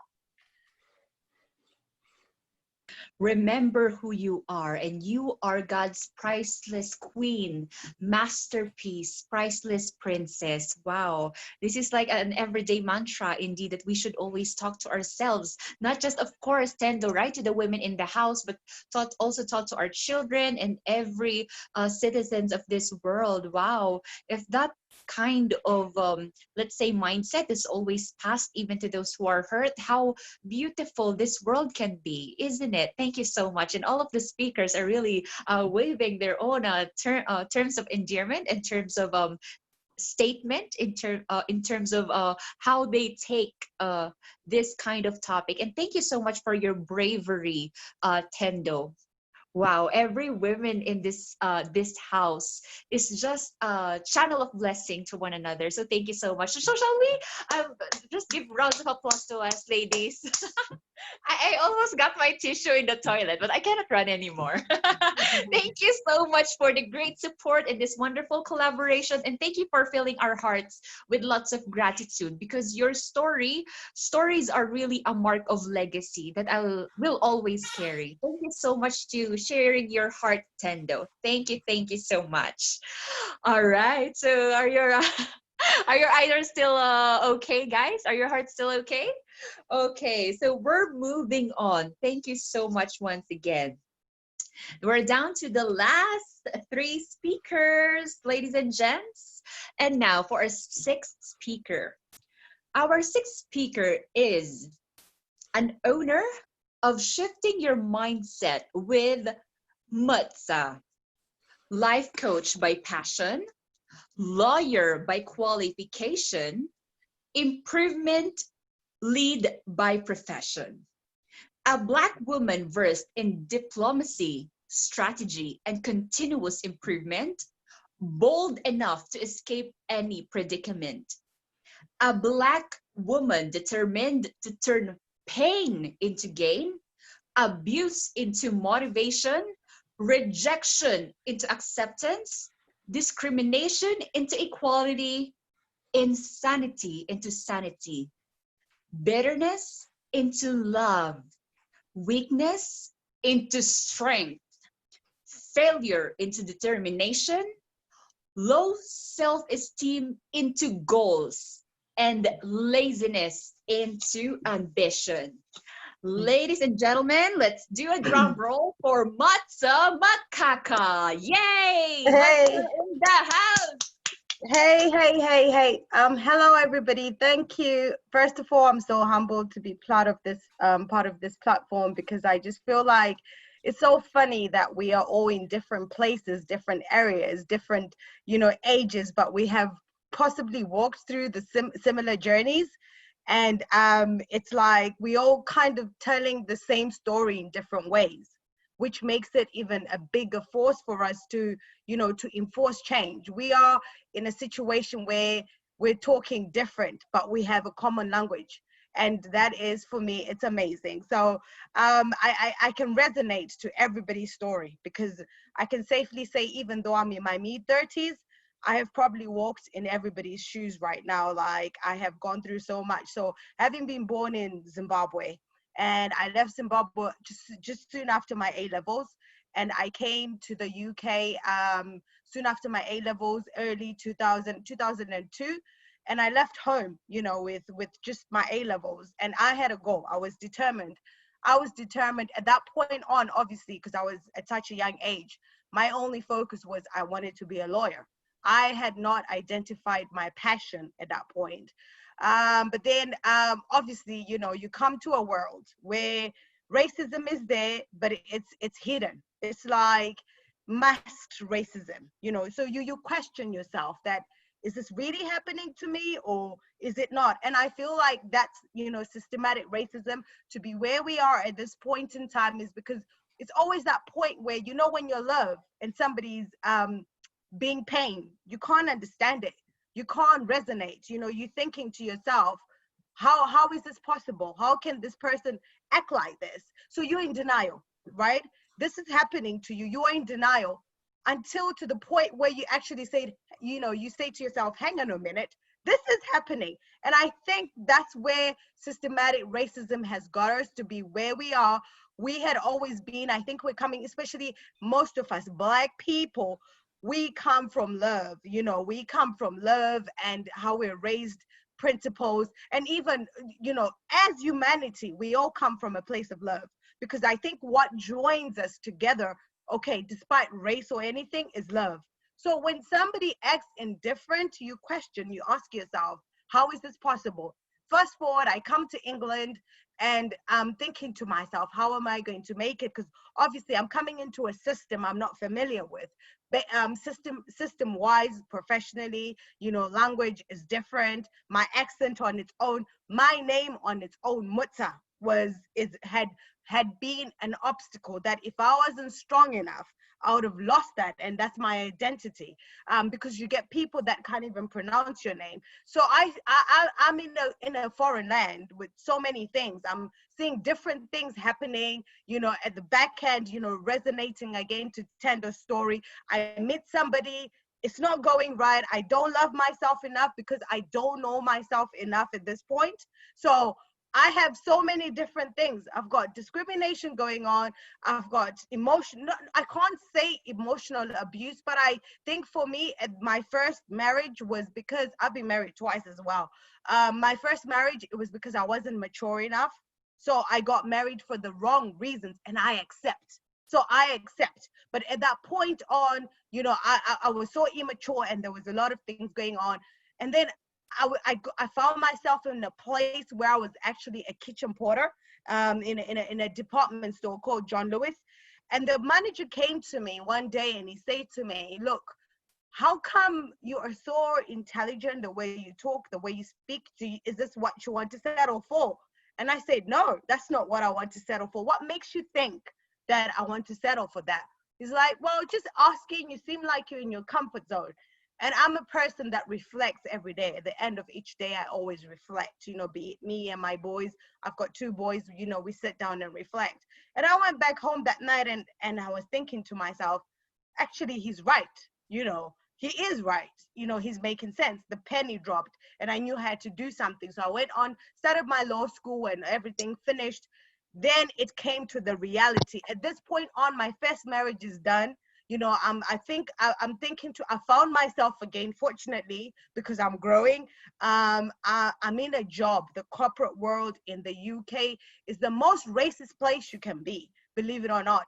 But because it's so masked, it is so, it's so indirect, it is so hidden, but it's vicious. It's, you don't understand when you try and explain it to people. So I'm there in the corporate world, and what usually happens as well, because I'm working for one of the government organizations that's so big in the country, and there's a culture that's there, where you have to serve your time to be in there to get promoted.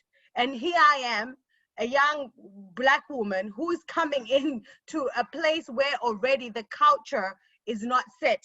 The culture already is diffused, and I'm trying to make my way. So I come into this place with a lot of ambition because I'm a go-getter. By default, I fight. I'm a fighter. Like, I've gone through so much. I've got my grandmom on the team here, and she can tell you that from the youngest of age, I'm a fighter. And we come from a family where we are fighters. So I was at a point where, I'm trying to grow. I'm in the corporate world and I have this ambition, and I'm thinking, I'm going to go in and I'm going to climb up and I'm going to do A, B, C, D, and I'm going to, no, to get to that point, which is so heartbreaking, where the system, it's meant to be a public sector, but I have faced so much till now. I used to be in positions where, when I'm meant to get promoted, somebody externally will get put in, by race, by default. They'll give that person the job and they'll give me some sort of excuse. And before, I never used to fight it. I even remember I moved into a different team and I walked into the office one day. I found a pack of sweets with the N-word on them on my desk.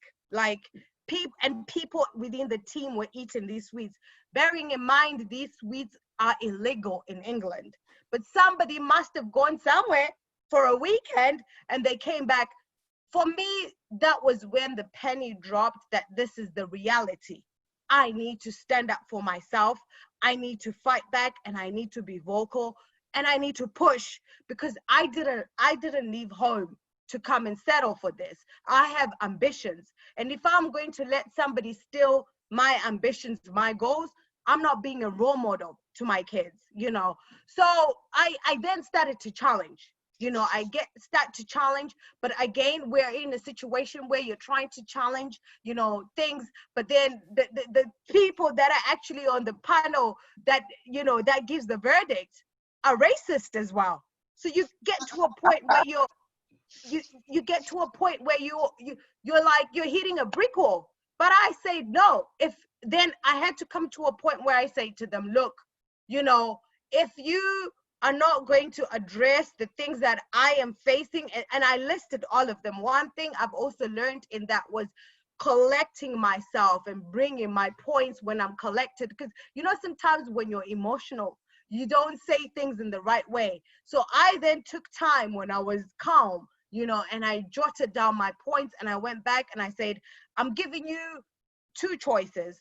Either we investigate what's happening to me, or I'm going public. I'm going to the papers. Two choices. And if you fire me for standing up, I am going public as well. That's when things started moving. People got fired, you know, things started changing, you know, education. And at that point on, it dawned to me that I shifted people's mindsets by speaking to them and expressing myself. So I've now also started my own business, which I want to be, that's for my passion. So I can resonate, you know, when Doctor was saying to us that, you know, your passion can become your projection. My passion is to help people, life coaching, you know, despite a race, whatever. I love to help people, you know, and I feel that sense of, you know, achievement. So I then started to start my own business, which I'm building. I also have a talk show on Diplomatic Radio, which is www.diplomatradio, and it's going really well because I am getting so much positivity, like, you know, and my platform is for addressing those issues that as society we don't want to address, but they're there.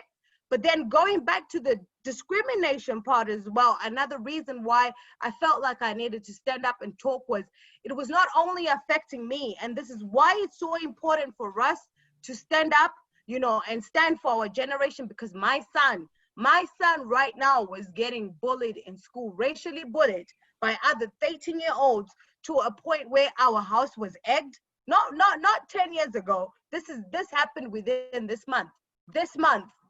Our house was egged, and I had to come to a point where, but because I had already stood up for myself, I was able to go in and tell my son that we can do this. You know, this is what I've stood for.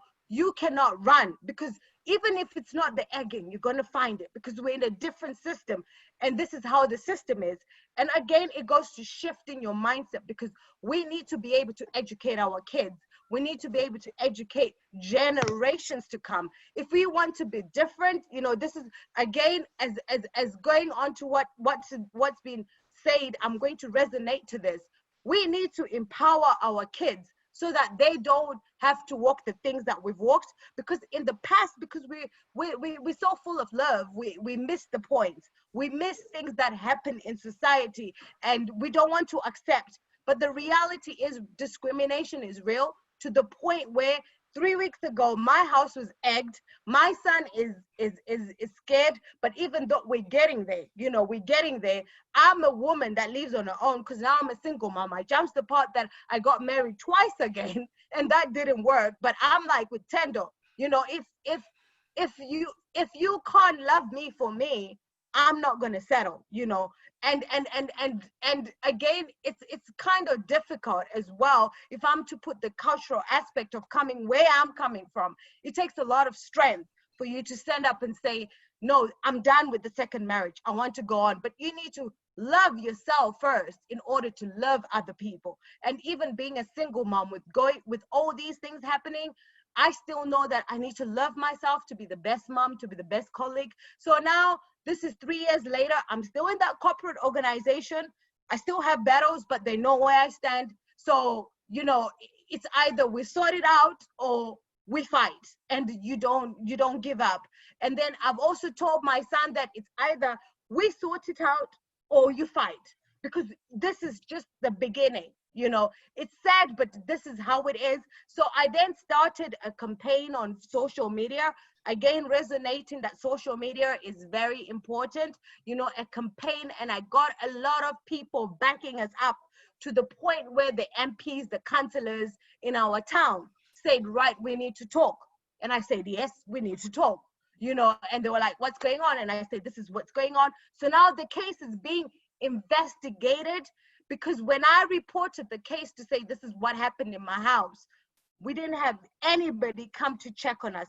But I can assure you, but bearing in mind, we're in a neighborhood which is meant to be one of the best neighborhoods in the city. But this is happening to me in, you know, my house. And usually if something happens in the neighborhood, you get the police coming knocking on your door saying, did you see what happened next door?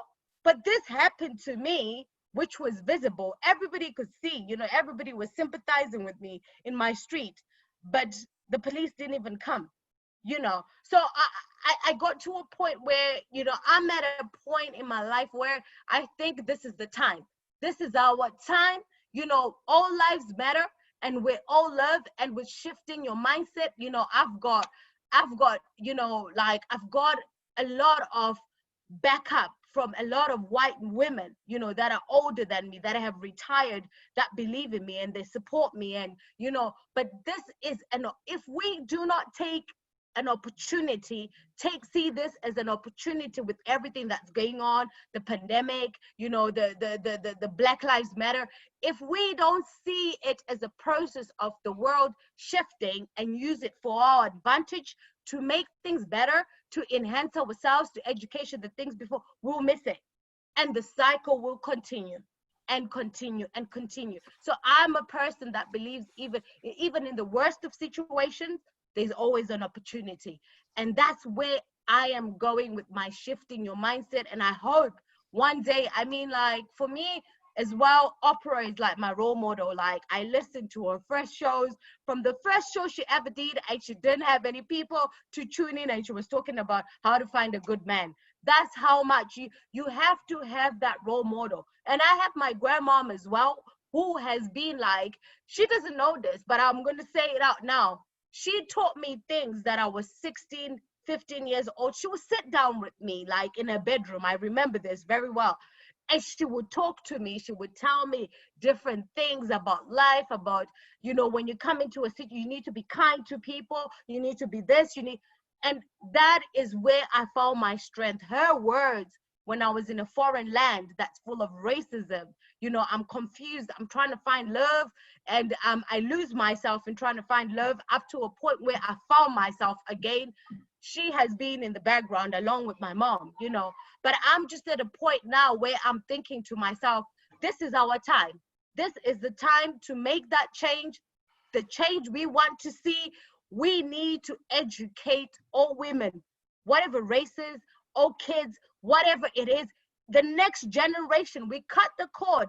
We cut all of this cycle, because this is a cycle going back to when all this discrimination started. It's like history repeating itself, but we need to rewrite history. And I think this is the moment. So that's me at the an all-rounder, you know. I'm really hoping my end goal is I grow bigger with shifting your mindset. I get to a point where, you know, because the mind is our biggest asset.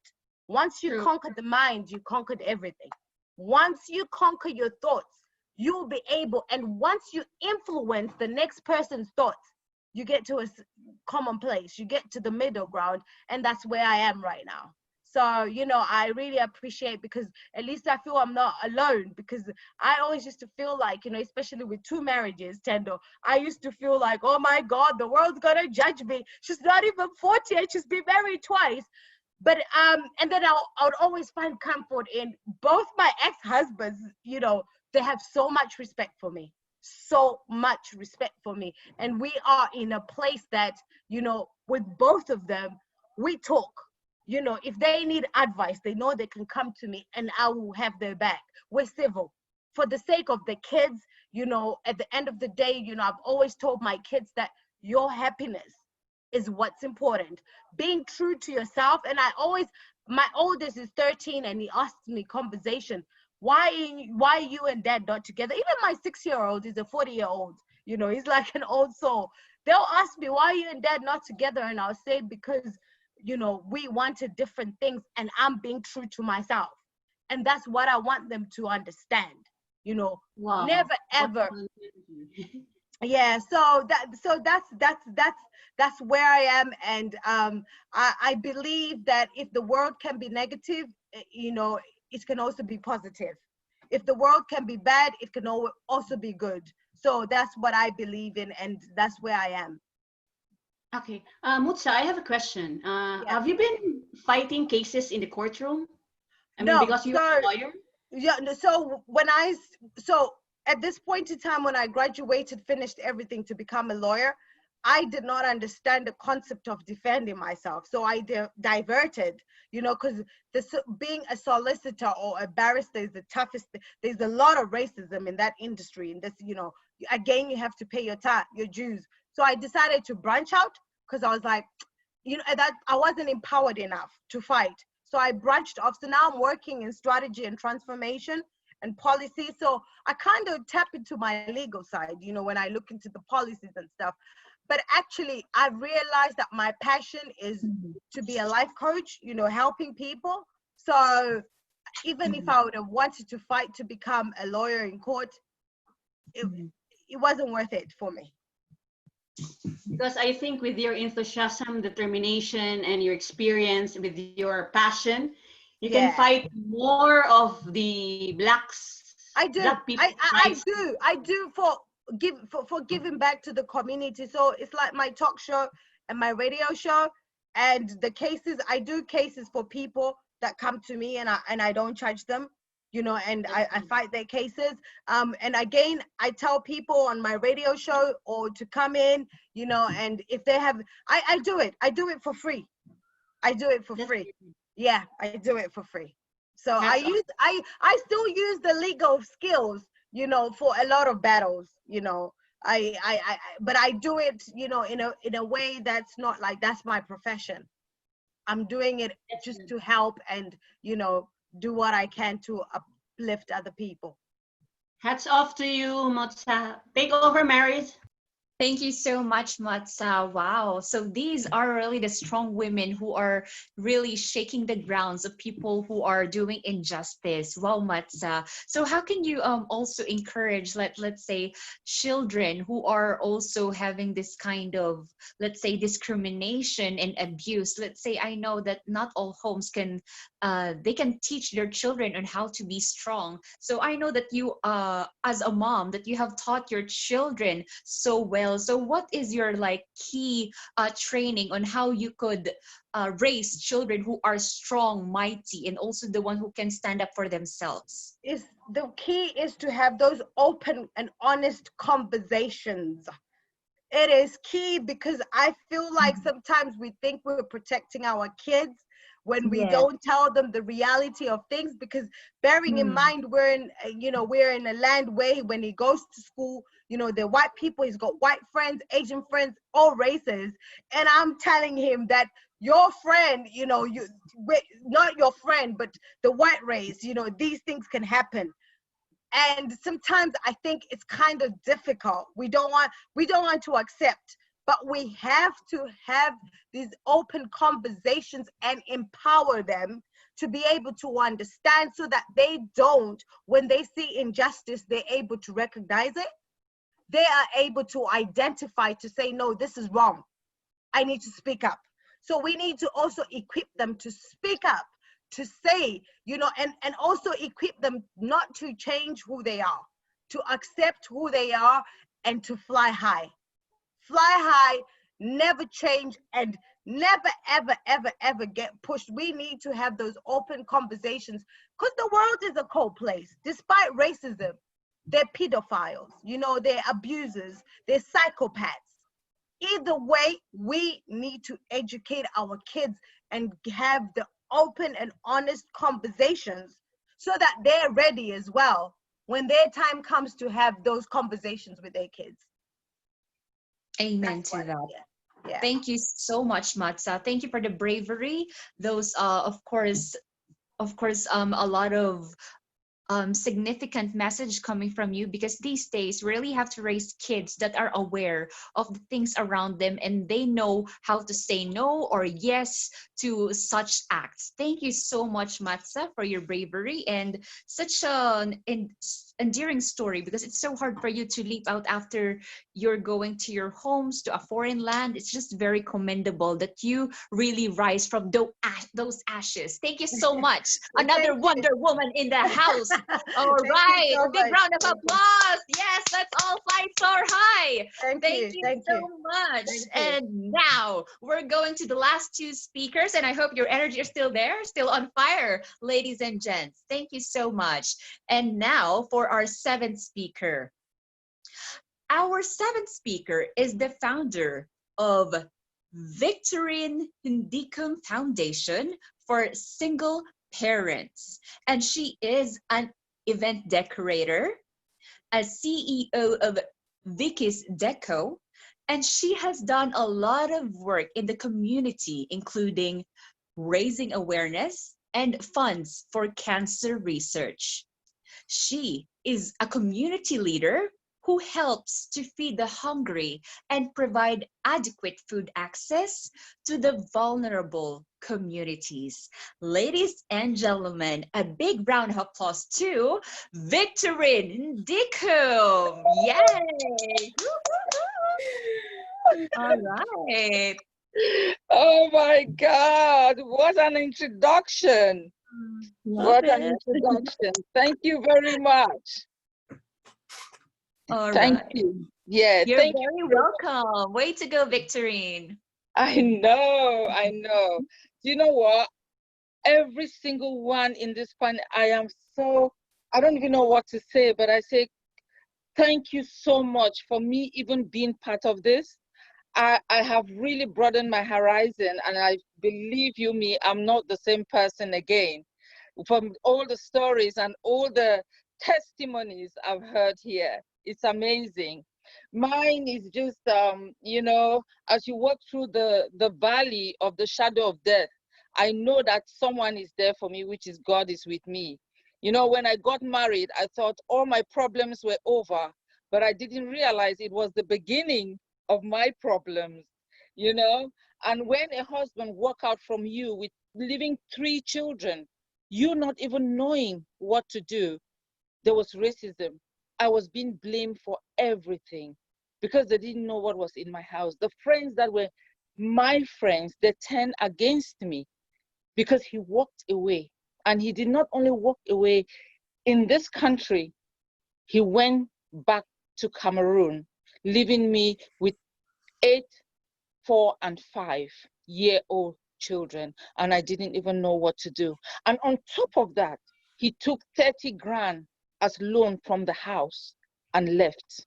So you can imagine at that situation, I didn't even know who to turn to.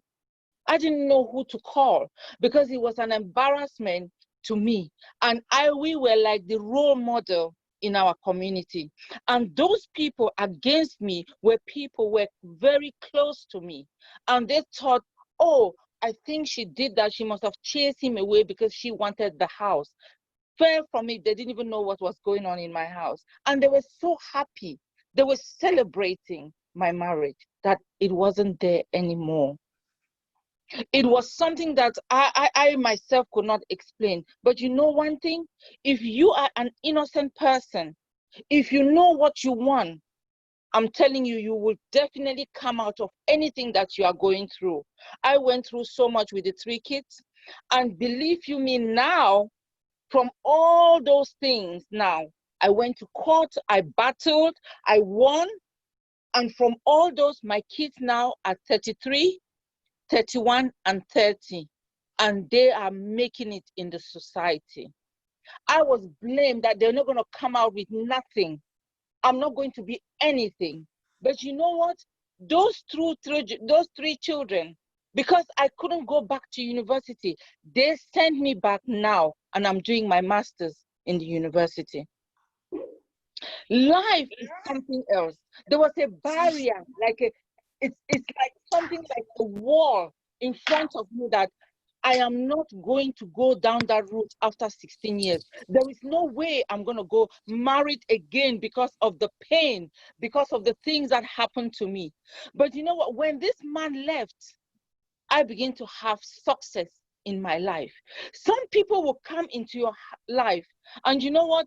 Everything will just go down, down, down. And you'll be thinking, why? When he left, I traveled half the world. When he left, and I opened a shop. When he left, I went to university. And what was his problem of him leaving me is because I didn't have a degree. So he wanted someone that I said to him, I've got a degree. He said, what degree? I said, my degree are my 3 kids. And he said, that's not good enough. But what he did was, he did me a favor. Because who I am now, I can pinch myself. I have grown from strength to strength. I want people, I want the single ladies out there to wake up and believe in themselves and love themselves, acquire knowledge from themselves so that they will be able to give it out to anybody that needs help. Now I am flying. I've just opened my foundation, which is Victorine Ndikum Foundation for Single Parents in Cameroon, in West Africa. I'll be going there in order to empower women. Listen, there is no point going after these men. Think of yourself. Think what you can do for yourself. Educate yourself. Raise yourself and a way forward. That is more important to me. Today, I stand smiling. Today, I said, God, that pit that I was put down there, I've been lifted up. Because you need to do your own job. You need to wake up in the morning. If you are so comfortable where you are, believe you me, you will not make it in life. You need to wake up and do extraordinary things in your life to make it. And I say the COVID-19 has done so much in the society, which I really feel bad for it. But I tell you, this virus that started has done me good in my life. Why has it done me good? Because my mom had a stroke and I have been here since March looking after my mother. Looking after my mother. And looking after my mother, I begin to understand me at 58. Now I am the mother and she is the child. And you can imagine that I have seen and heard some stories that if not of this time, I wouldn't have heard it from my mom. The love that my mom is such a loving person. That time that I've taken to rest, to get to know who Bukky is, I have actually explored this time, all this time, to get to know my family more and more. I say, thank God for all this that has happened. My daughter is the new face of Harrods during COVID-19. My other daughter is one of the big in the council in this country. And I say, thank God for COVID-19. Thank God that I found the man that I love, the man that I'm going to get married to. Thank God that I say yes to him. Because I know life needs to get on. We need to get going. No matter the obstacles, we have to still get going. No matter what it is, whether you marry once, twice, you shouldn't be ashamed of yourself. What you need to do is lift yourself up and keep moving. Because no matter what we do, God did not promise us that everything is going to be smooth sailing. Everything is going to be okay. Everything is going to be, oh, fine. No, it's not going to. Life is about falling down, but you shaking that dust, waking up and keep walking. And that is why we are here today. I thank you, my sister, that I was privileged to be in this panel. And I'm so happy that I can't wait to meet you all one day or come in contact with you one day. This is my story. This is my story. Thank you very much. Wow, what a story of another victorious life. That goes with Victorine. Yes, another winner in the house. Wow. I think all the angels in heaven are also like singing hallelujah to that. Thank you so much. I can't really tell how much these women really impacted our session. And for sure, because we will be sharing this in different platforms as well, this can be reshared and the recordings will be available in Prodigy Bureau and I believe Luwani as well. So yes, so I would like to ask you, Victorine, what is your mindset when everything just fell apart and everything went wrong? how did you shift to picking up yourself that right at that very moment of your distraught? Yes, the one thing that I didn't know was my maker, the God that I serve.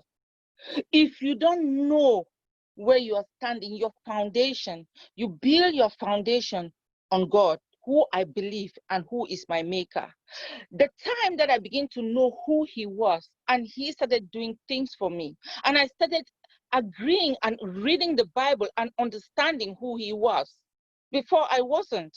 I didn't know who he was. But because I started to understand who my maker was, he began to make a way for me.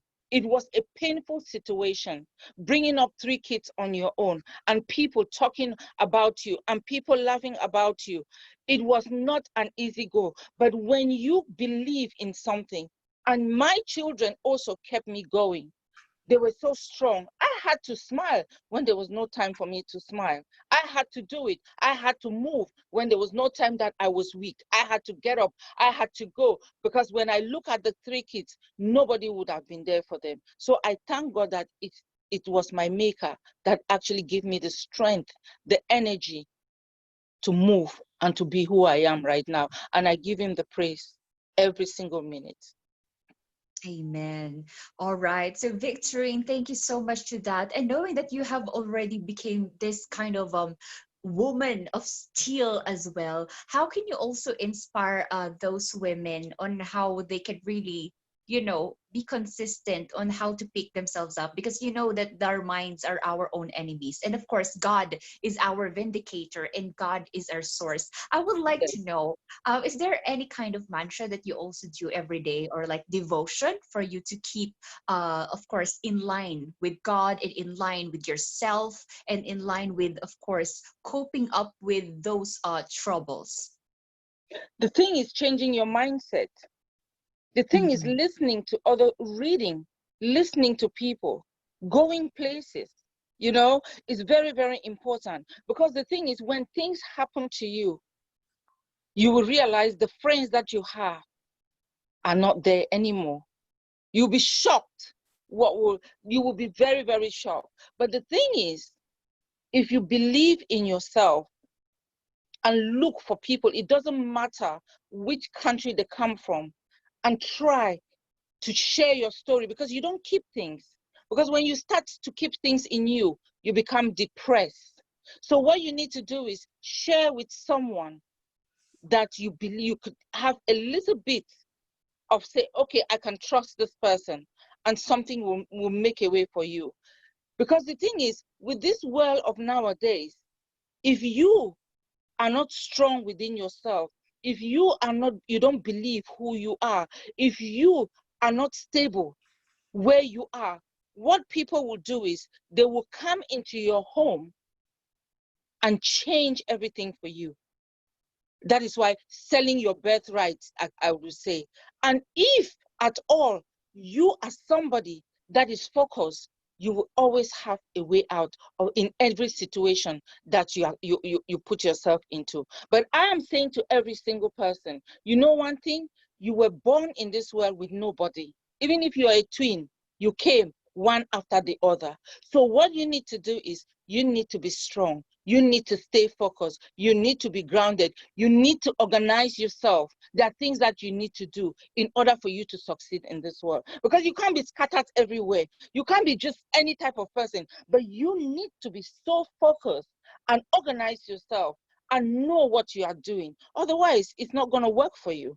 So I've just been meeting beautiful ladies. Thendo, you know, I'll never forget you, you know. Oh my, is it Miss Makaka and everyone? I know Bukky is there. All the first speaker. It's amazing. It's amazing. My sister, do you know one thing? I love you all. And love should be our foundation in everything that we do. We love you, Victorine, and we love all of the ladies and gents who are part of this lovely conference. There's so much love all around, right? Hashtag love, everyone. Drop a lot of hearts in the chat box over here. All right. Thank you so much, Victorine. And I know that all of this kind of, yes, hashtag love. Love that. All right. Love, love, love, ladies. Thank you so much for spreading love all over. Thank you once again, Victorine Ndikum. Wow, a woman of love as well, and a woman of strength. Wow.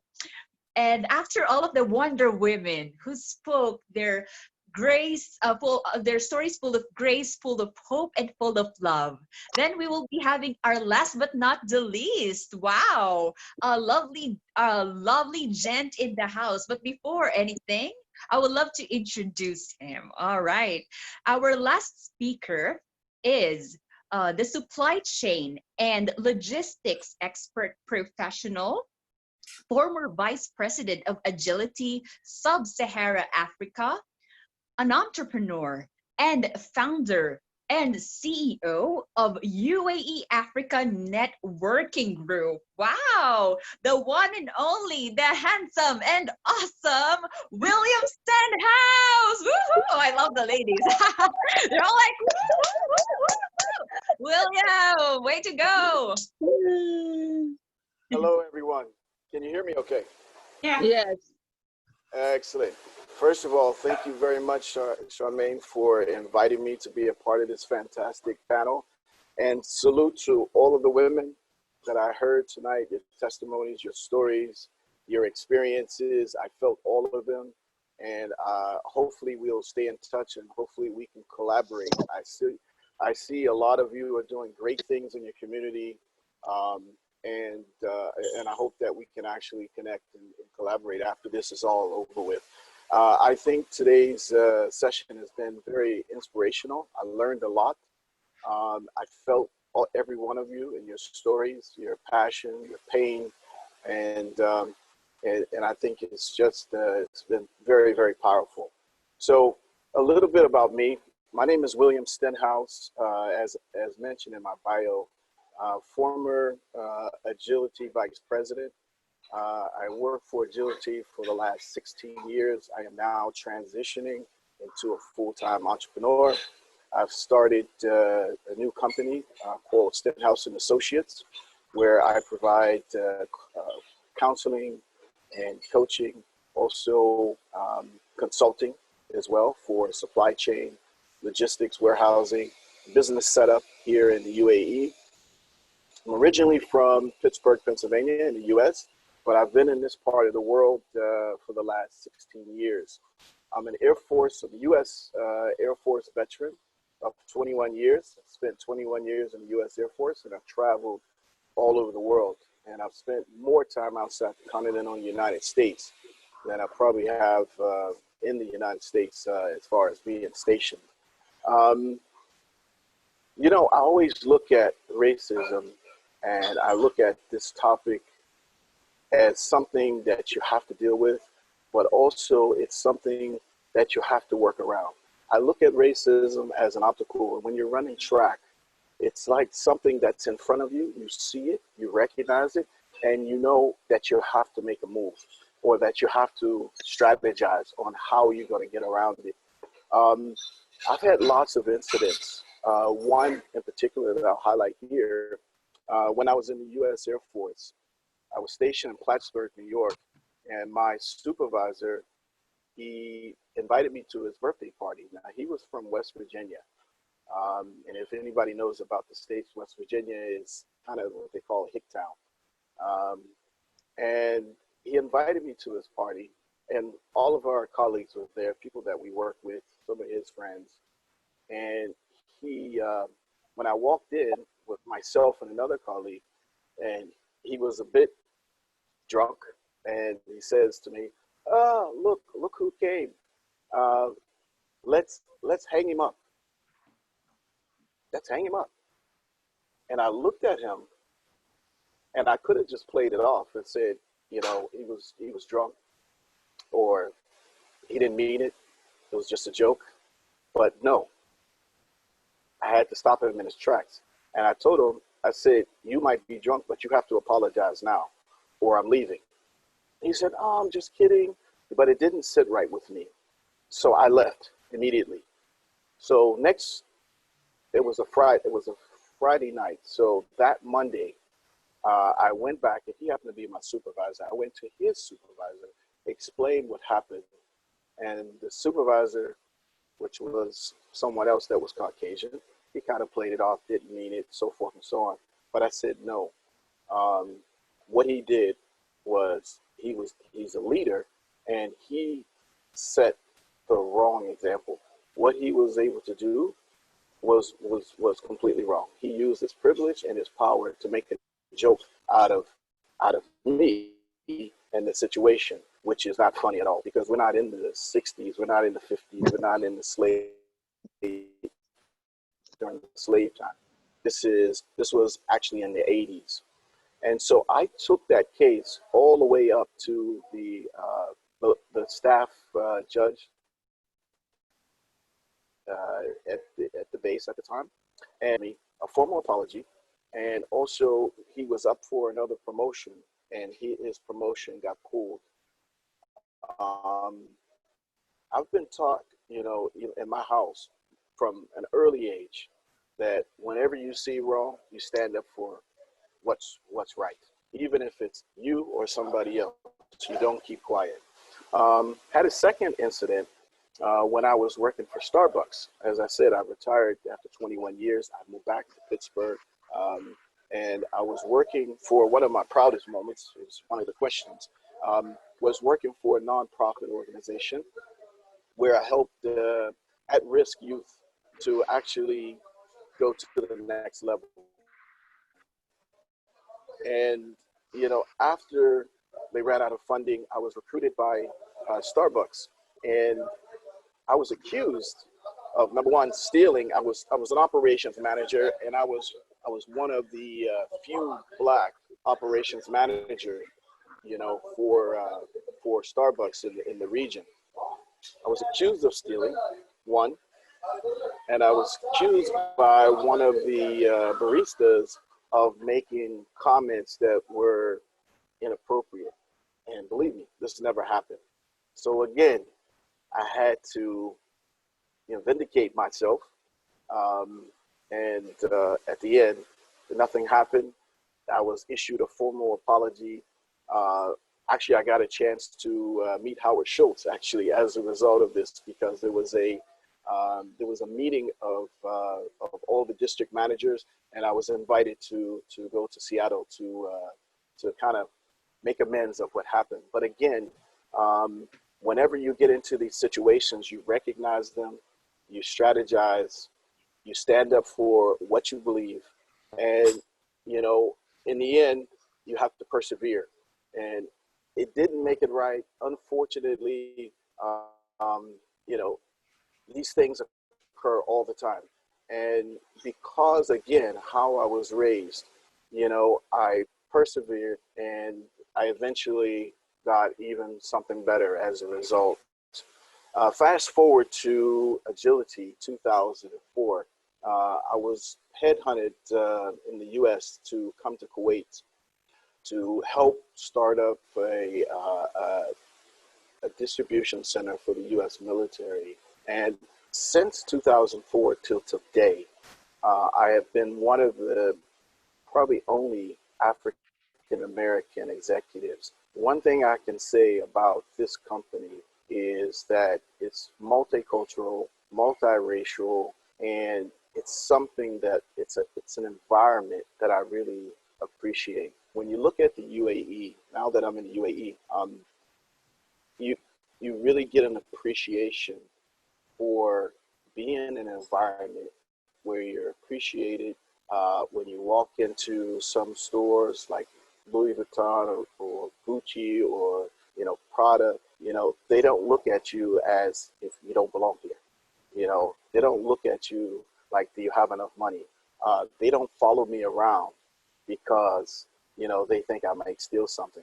And so I really give a lot of credit to the leadership of this country, of the UAE, it's, you know, last year was the year of tolerance. And I will tell you that in this country, if you talk about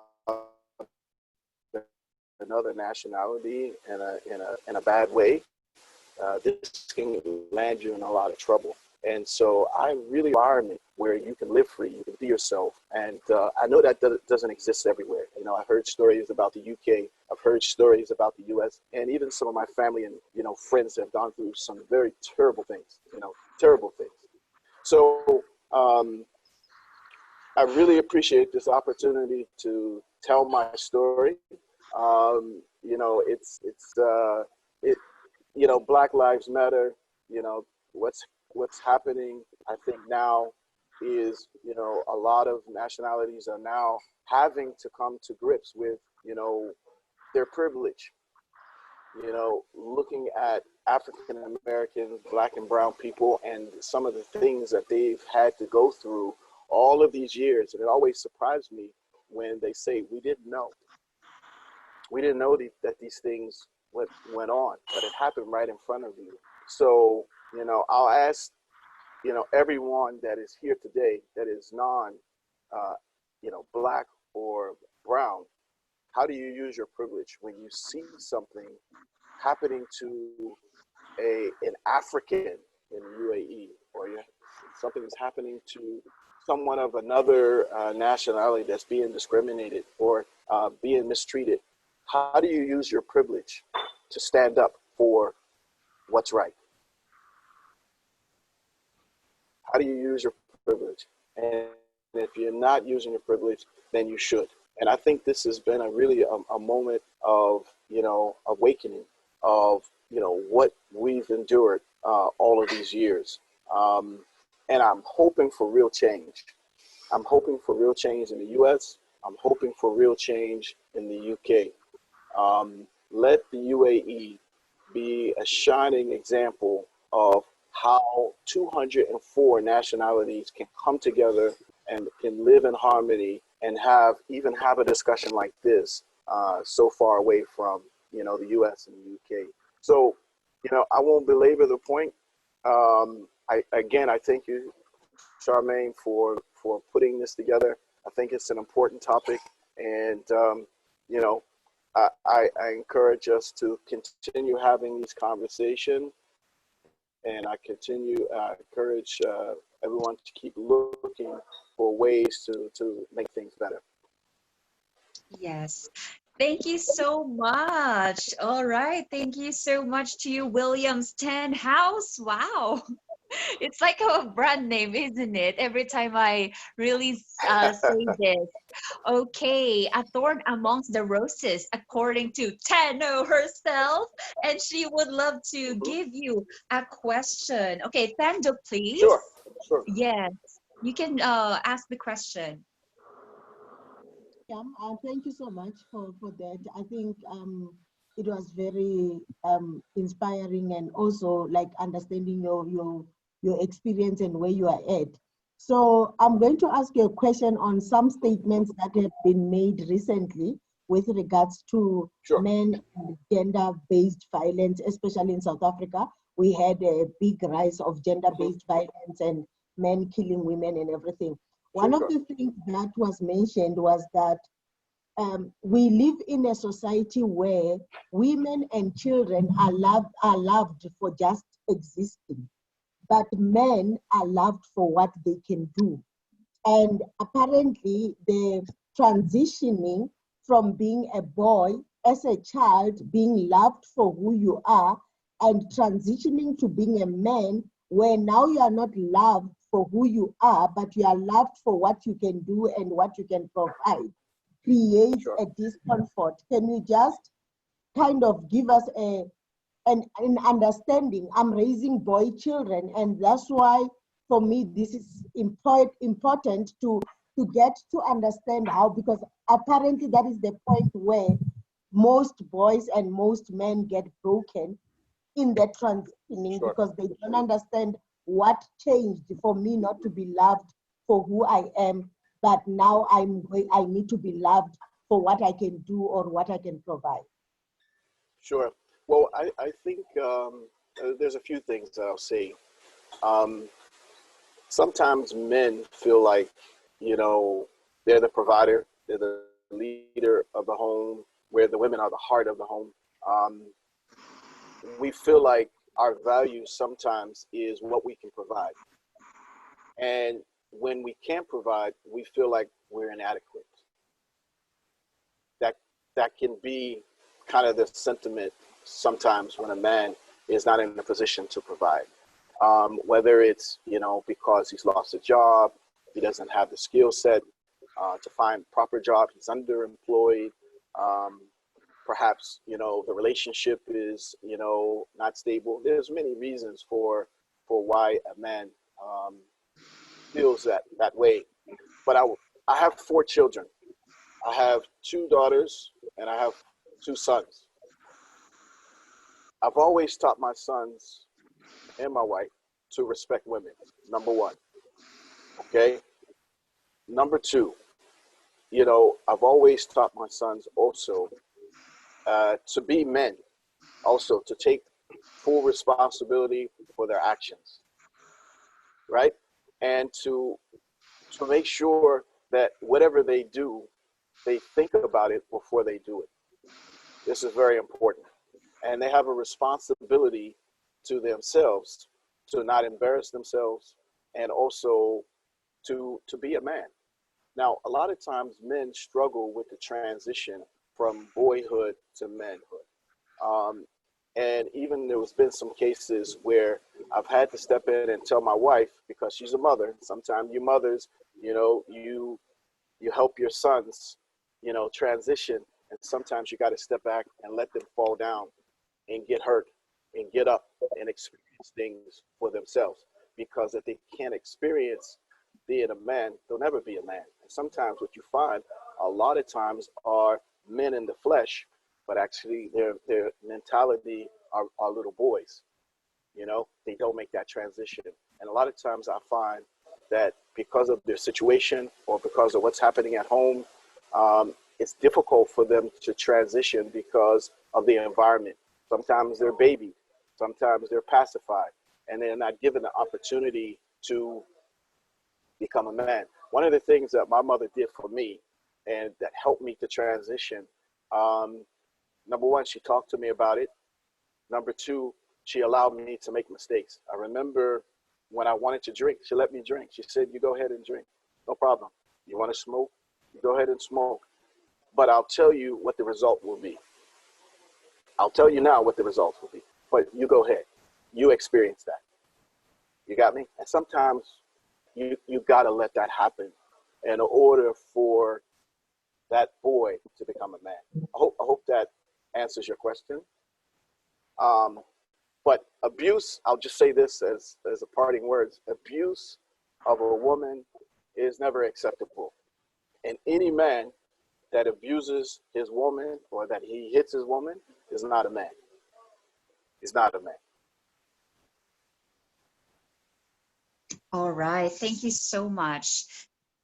I think those are really like one of the best things that I've ever heard, especially, you know, not all men are created equal. So as women, right? So it's just it's just amazing that we really need to teach our children, especially men, on how they can respect us. And that goes to, yes, how to help, okay, any man that abuses his woman, he is not a man. Wow.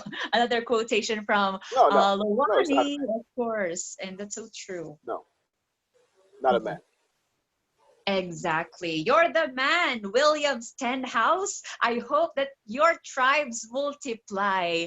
Yes, I wish that, you know, one thing that I think women fear is about on how they could have a man that is right for them. I think sometimes we really truly expect things on how things can be done, but it really starts from home and starts from nurturing our children. Thank you so much. Exactly. And what about you being a father? Like, of course, knowing that you really train them in how to do things and whatnot. What about your take on how we can really advance this as a lifestyle? I know that it is being taught by parents, and I know that not all parents are created equal. So how can That's we right. really amplify this even in the modern world? They say modern is modern, even attitudes are modern. So how can we have this kind of, not really, the gentleman thing and all that? I know that things are getting different, especially in social media, on how they Mhm. show affection to women. Even in the Sure. pandemic, I hate it. How can they have this kind of discipline on how they can pursue and treat women with fairness, with love and equality? Again, I think it starts at home. Um, Mhm. if you meet my children, and believe me, they've had global experiences. They've lived in Asia, they've lived in Europe, they've lived in the Middle East, and when you meet them, they're a bit different than their cousins, if you will. I've always taught them to respect other people, no matter who they are, and even the guy who's a drug addict or the guy who's down on his luck. You're no better than any of them, and I think that's important. One of the things that I set out to do when it came to my children is break the cycle. You know, I wanted my children to, first and foremost, is to get their education. It was something that was, failure wasn't an option. All of them, except my youngest daughter, of course, she's just 5, but all of my other older children, they had to complete their education. This is very, very important. But, you know, I think it starts, at a very, very young age. You have to give them those values, and whatever you've experienced as a parent, or sorry, as a child growing up, not necessarily the right thing for your children going forward. And I had to make that adjustment. I grew up in a house. I grew up in the '60s, and my family, my mother and father, you know, we used to get whoopings all the time. But I took a different approach. I talk to them, I tell them what they're doing wrong, and I don't necessarily have to hit them or beat them. I talk to them. Um, I'll say this also: when I look at my children or my adult children now, marriage and relationships are not so important for them. They're different than I was. When I was coming up, I was looking forward to being married at a certain age, and I got married at the age of 27. I have a 30-year-old, I have a 27-year-old, and I have a 25-year-old, and none of them are looking to be married. They're focused only on their careers. I have 2 of them that are entrepreneurs out in LA. That's all they're focusing on their business. I have another son here in Dubai. He's focused on his building his career, and he's not even thinking about getting married. So I think, from generation to generation, it's quite different. I'm not pushing the agenda, but at the same time, I'm always wondering when is it going to happen. So let's see. All right, thank you so much. And another question, by the way, coming from Bukky, how do you help a young man to find their purpose?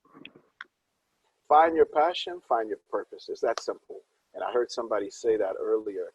Um, you know, I think, when it comes to young men especially, um, it's good to have a mentor for a young man, somebody that they can look up to.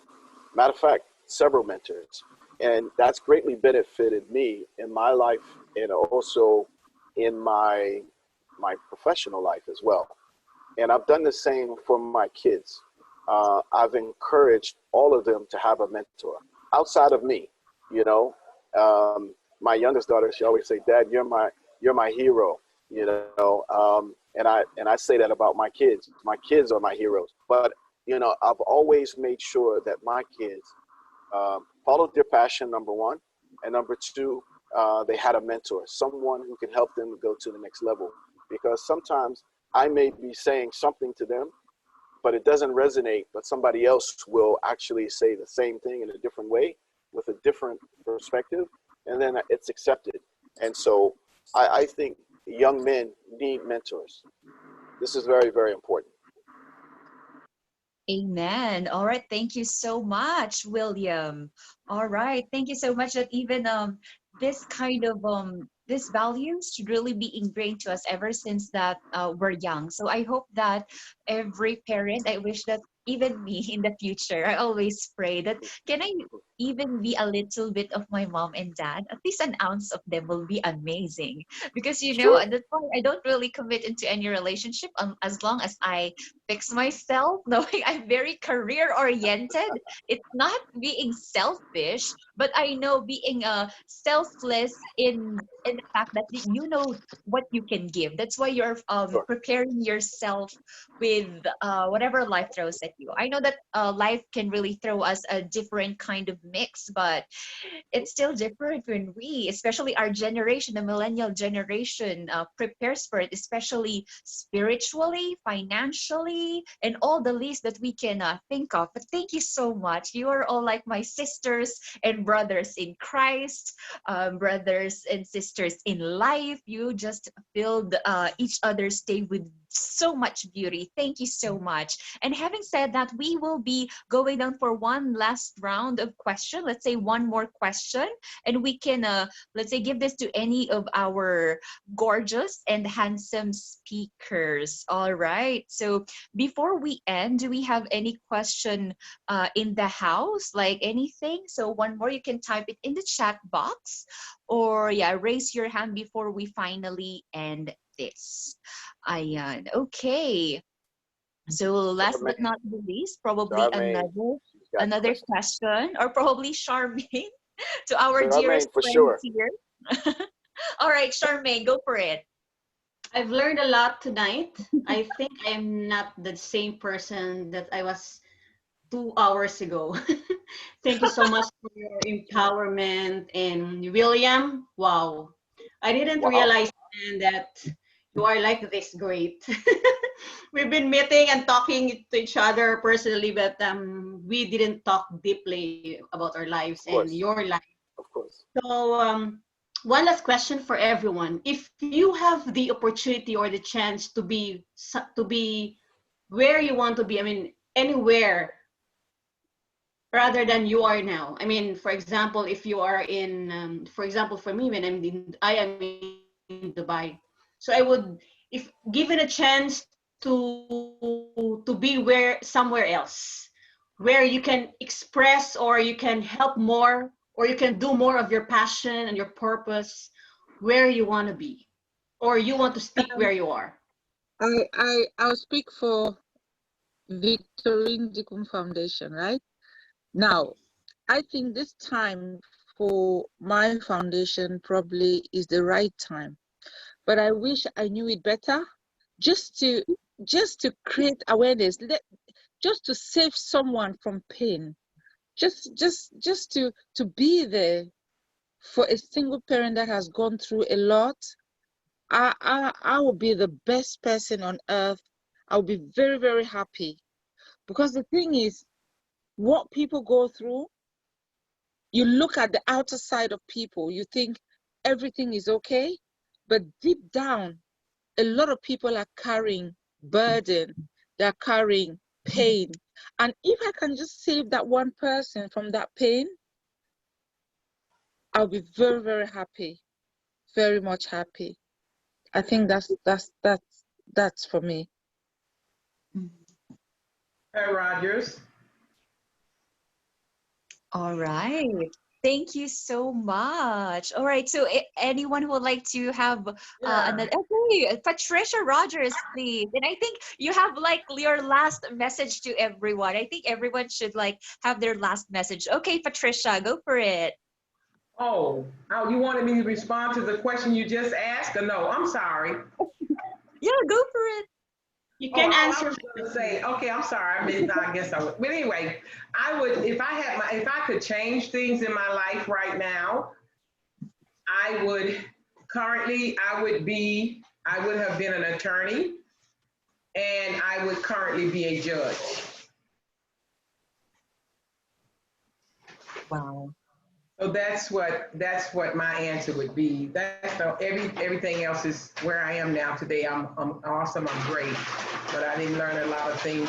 I love law. I love law, but I didn't learn that I love law until I, later in my years. And I still do it. I love it. I love assisting people. Thank you. Thank you. All right. Thank you so much, Patricia. And Thendo would like to also answer it. Go for it, Thendo. So I think for me, more than anything, and I'm just going to say my last words as well, and then also in answering this question, I think more than anything, as human beings and as we are living where we are living, we need to understand, especially with COVID-19 having hit the country the way it did and the whole continent and everyone internationally, is that our problems are the same. We deal with the same issues, regardless of the race and wherever. We are trying to get to the same point, all of us. And the difference is how we do that. So one thing that honestly helped me in understanding and being able to survive and strive, regardless of where I find myself. I love what William said, to say racism is like an obstacle in your race as you are running. You have to find a way to say, how do I maneuver around it, whether I jump over it or whatever. It's part of what we are, and chances of it completely disappearing are very slim to none. So we have to find a way to deal with it. It's one thing that I learned is to be able to absorb other people's immaturity. When you are a matured person, you need to be in the position where you can absorb other people's immaturity to realize that this person is acting immature. And when I say immature, I'm not talking about being young. I tell my children every time, there are days I come back from work, my boss was on my case, I am in my own mood, I get into the house and I just shout at everyone and kick everyone and just feel I am this. And I've taught them, absorb my immaturity, because I can be immature as well. As your mother, you need to absorb my immaturity. Do not take offense. And now, when I'm okay, let's talk about it. I will apologize because I realize what I have done. So that is the one thing that I think as a community, as people, we're living with other people. Let's try by all means to absorb each other's immaturity. When you know that you are fine, do not let another person's immaturity take away your happiness and your fine. So in answering the question to say, where would I be? I would still want to be where I am right now. I feel like there is still a lot of work. There is still a lot of young women who need to grow in where they are. One thing that I regret more than anything in my life in growing up, as I said, I grew up as a black sheep in the family. I had so much unforgiveness for my parents and my siblings. I went through life with so much hatred and pain and disconnect with my family. I couldn't allow them in my space anymore. I made sure that I don't want them. I don't want them to be a part of me.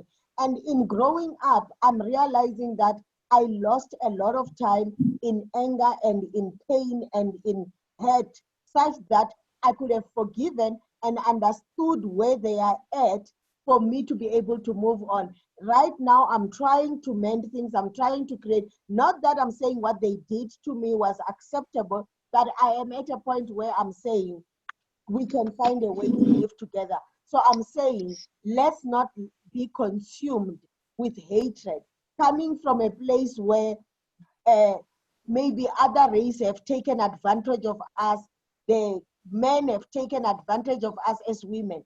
Let's not be consumed with hatred and pain and wounds. Let us forgive and try to find ways to live together. Those are my last words. Thank you. Thank you so much, Thendo. Hi. Love I would like to you. share some final words on my side, if that's fine. Yes, please, Dana. All right, it was really a phenomenal discussion. Thank you so much, Charmaine, and the rest of everyone from Prodigy Bureau, is it? Yes, and Lawani, thank you so much. If I have to choose life all over again, would you believe I'll choose the same way? I'll choose the same path, because I believe God placed us in the paths that we are on right now. We have different journeys, but it is for a reason. And even though we would choose different ways of getting to where we're going, God has a plan and he has a purpose for our lives. So that's on my side. I would like to really encourage people. There is a famous quote by Mother Teresa that I would like to leave with everyone, since we're talking about Black Lives Matter, racism, the different perspectives. There is this quote: people are often unreasonable and self-centered. Forgive them anyway. If you are kind, people may accuse you of multiple motives. Be kind anyway. If you are successful, you will have false friends and some enemies. Succeed anyways. If you are honest, people may cheat you. Be honest anyway. What you spend years building, someone could destroy overnight. Build anyway. If you find serenity and happiness, they may be jealous. Be happy anyway. The good you do today, people will often forget tomorrow. Do good anyway. Give the world the best you have, and it will never be enough. Do good anyway. You see, in the final analysis, it is between you and your God, and it was never between you and them anyway. So that's what I'll leave with you guys. Thanks, Dana. Thank you so much, Dana. All right, and now the next beauty queen who gonna share her last message. Yeah. Let me just, what I just wanted to, in regards to your question, if it's possible, I don't want to be in one particular place. I want to be all over. The reason being that we are all connected and change cannot happen in just one area. You understand? So I would love to see change happen all over the world. You see what I'm saying? So, because like I said, we are all connected. So my last word is, love is a beautiful thing. And it needs to start from the home. You understand? Once there is love in the home, then there's going to be love in the society. So if we want a peaceful society, we need to start, showing our children how to love so that the society can be a better place. That's what I have to say. Yeah. Amen. Perfect. Amen, sister. Amen, sister. Amen. Love those words. Yes. Wow. Thank you so much, Bukky. Can I be on your show? Can I be on your show next? You know what? It's like you are a mind reader. I was just. I'm gonna be on your show next. I'm coming for you. I'm coming for your show. I was just thinking about that, really. I'm coming. Yeah, definitely. I would love to have you. I'm coming.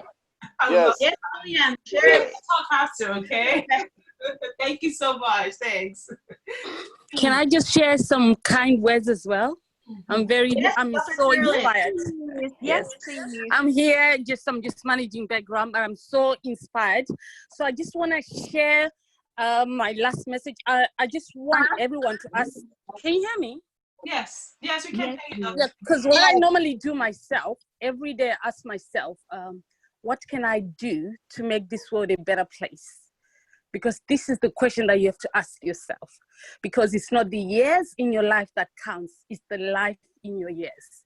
It's not about who you are, it's about what you do. So thank you so much, ladies. I'm so inspired. Thank you. Can I also just share something? It's Mutsa. My network is quite bad and I've been trying to, so that's why I've just switched off my video. And it's also my mom's birthday, so I'm in the middle of a birthday, and Happy birthday, Mom! Yeah. So just maybe you might. I've tried to go in a dark, small place, but you might hear some music in the background. Apologies for that. But I just want to say that I have been inspired because at least I've seen role models. Women I can look up to, and my mentors. I can walk. It's reassuring to see that there are people that have walked in my shoes and the people that share the same common goal. When I'm going back to the fact that we all speak in a common language, even though we're saying we have different experiences, but the end goal for all of us here, and I think everybody can agree, we're all talking about love, we're all talking about being better than what we can be yesterday. And this is how I live my life. Is I always do a daily reflection, and I always say to myself, I aspire to be better than I was yesterday. And life is about growth. You know, when you find yourself in uncomfortable situations, it means life is telling you to grow. So, you know, in all the experiences we face, discrimination, you know, in building our businesses, everything, it's all growth. It's a process of growth. And if we can understand that and we can hold on to that and enhance it, and also understand that the people following behind us, that we need to set that precedent and be on point. So, you know, I'm very humbled and very honored to be amongst very, very inspirational women, you know, and it's very reassuring that my journey has not been, you know, it's been shared in one way or the other. And as well, William, I would also love to have you on my talk show as well. So I'll hold you to that too. I'll hold you to that too. So thank you so much for giving me this opportunity. Amen. Thank you so I'm there. much. I'm there, sister. Just let me know. Just let me know. Huh? I left my information on the chat. All right. Thank you. Okay. Thank Reach you. out. No problem. All right. I will do. You're not leaving yet because I want to say a few final words also. All right then. All Okay. of you. Okay.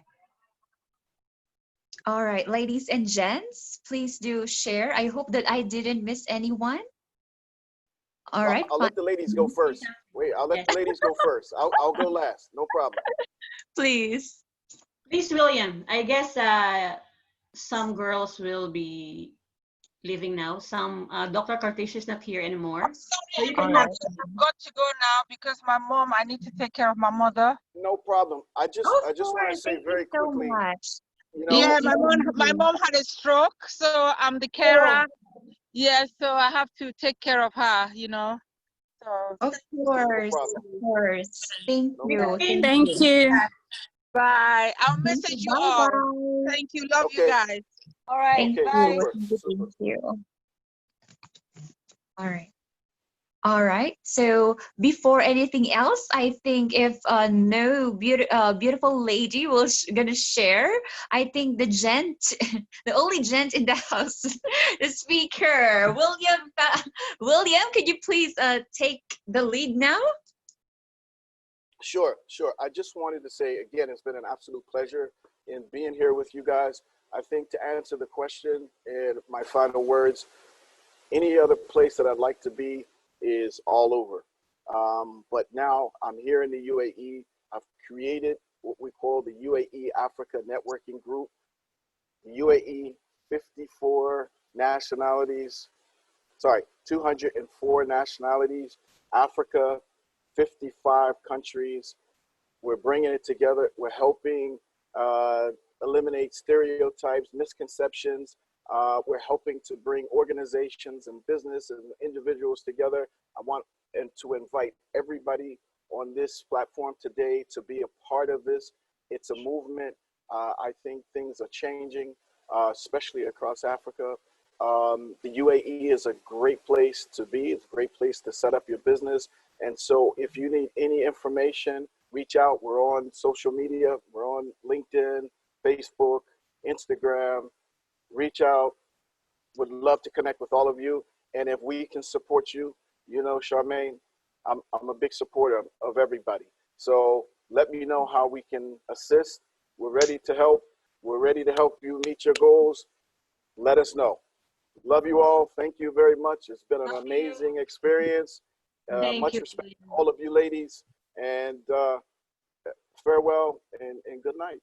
I think it's been great.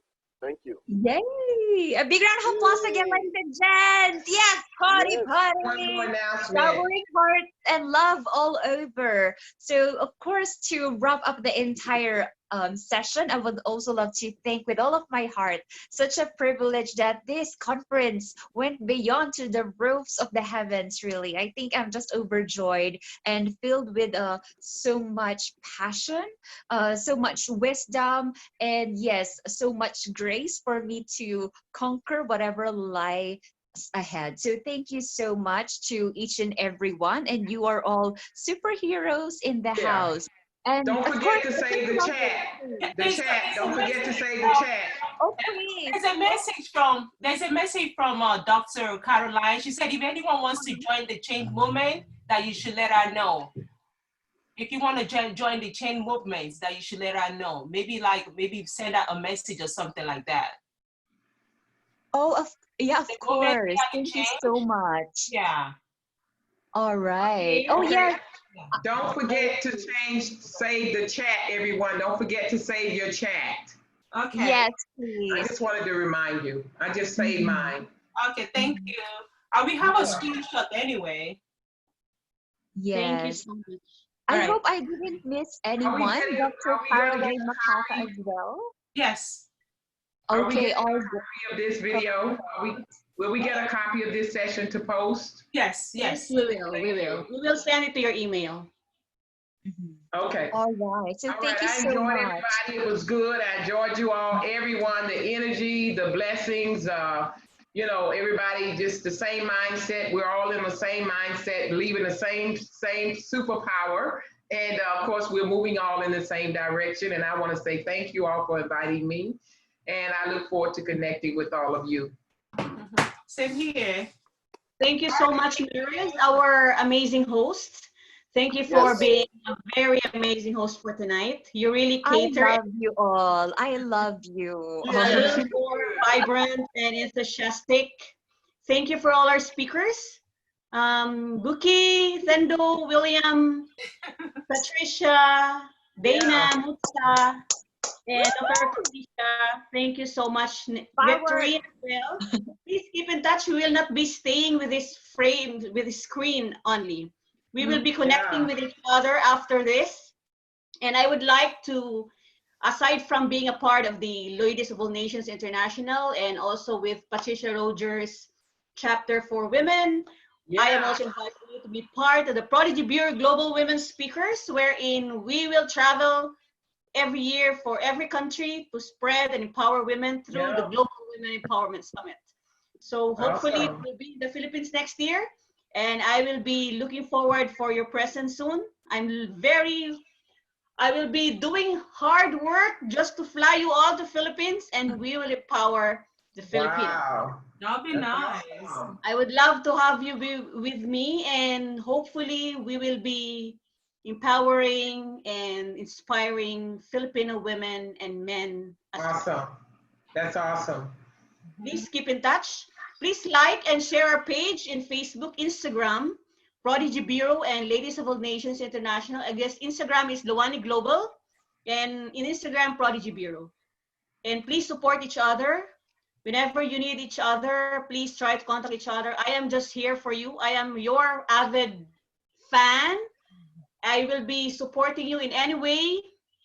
And as much as I can, I would love you to be in my stage to share and convey that very powerful message.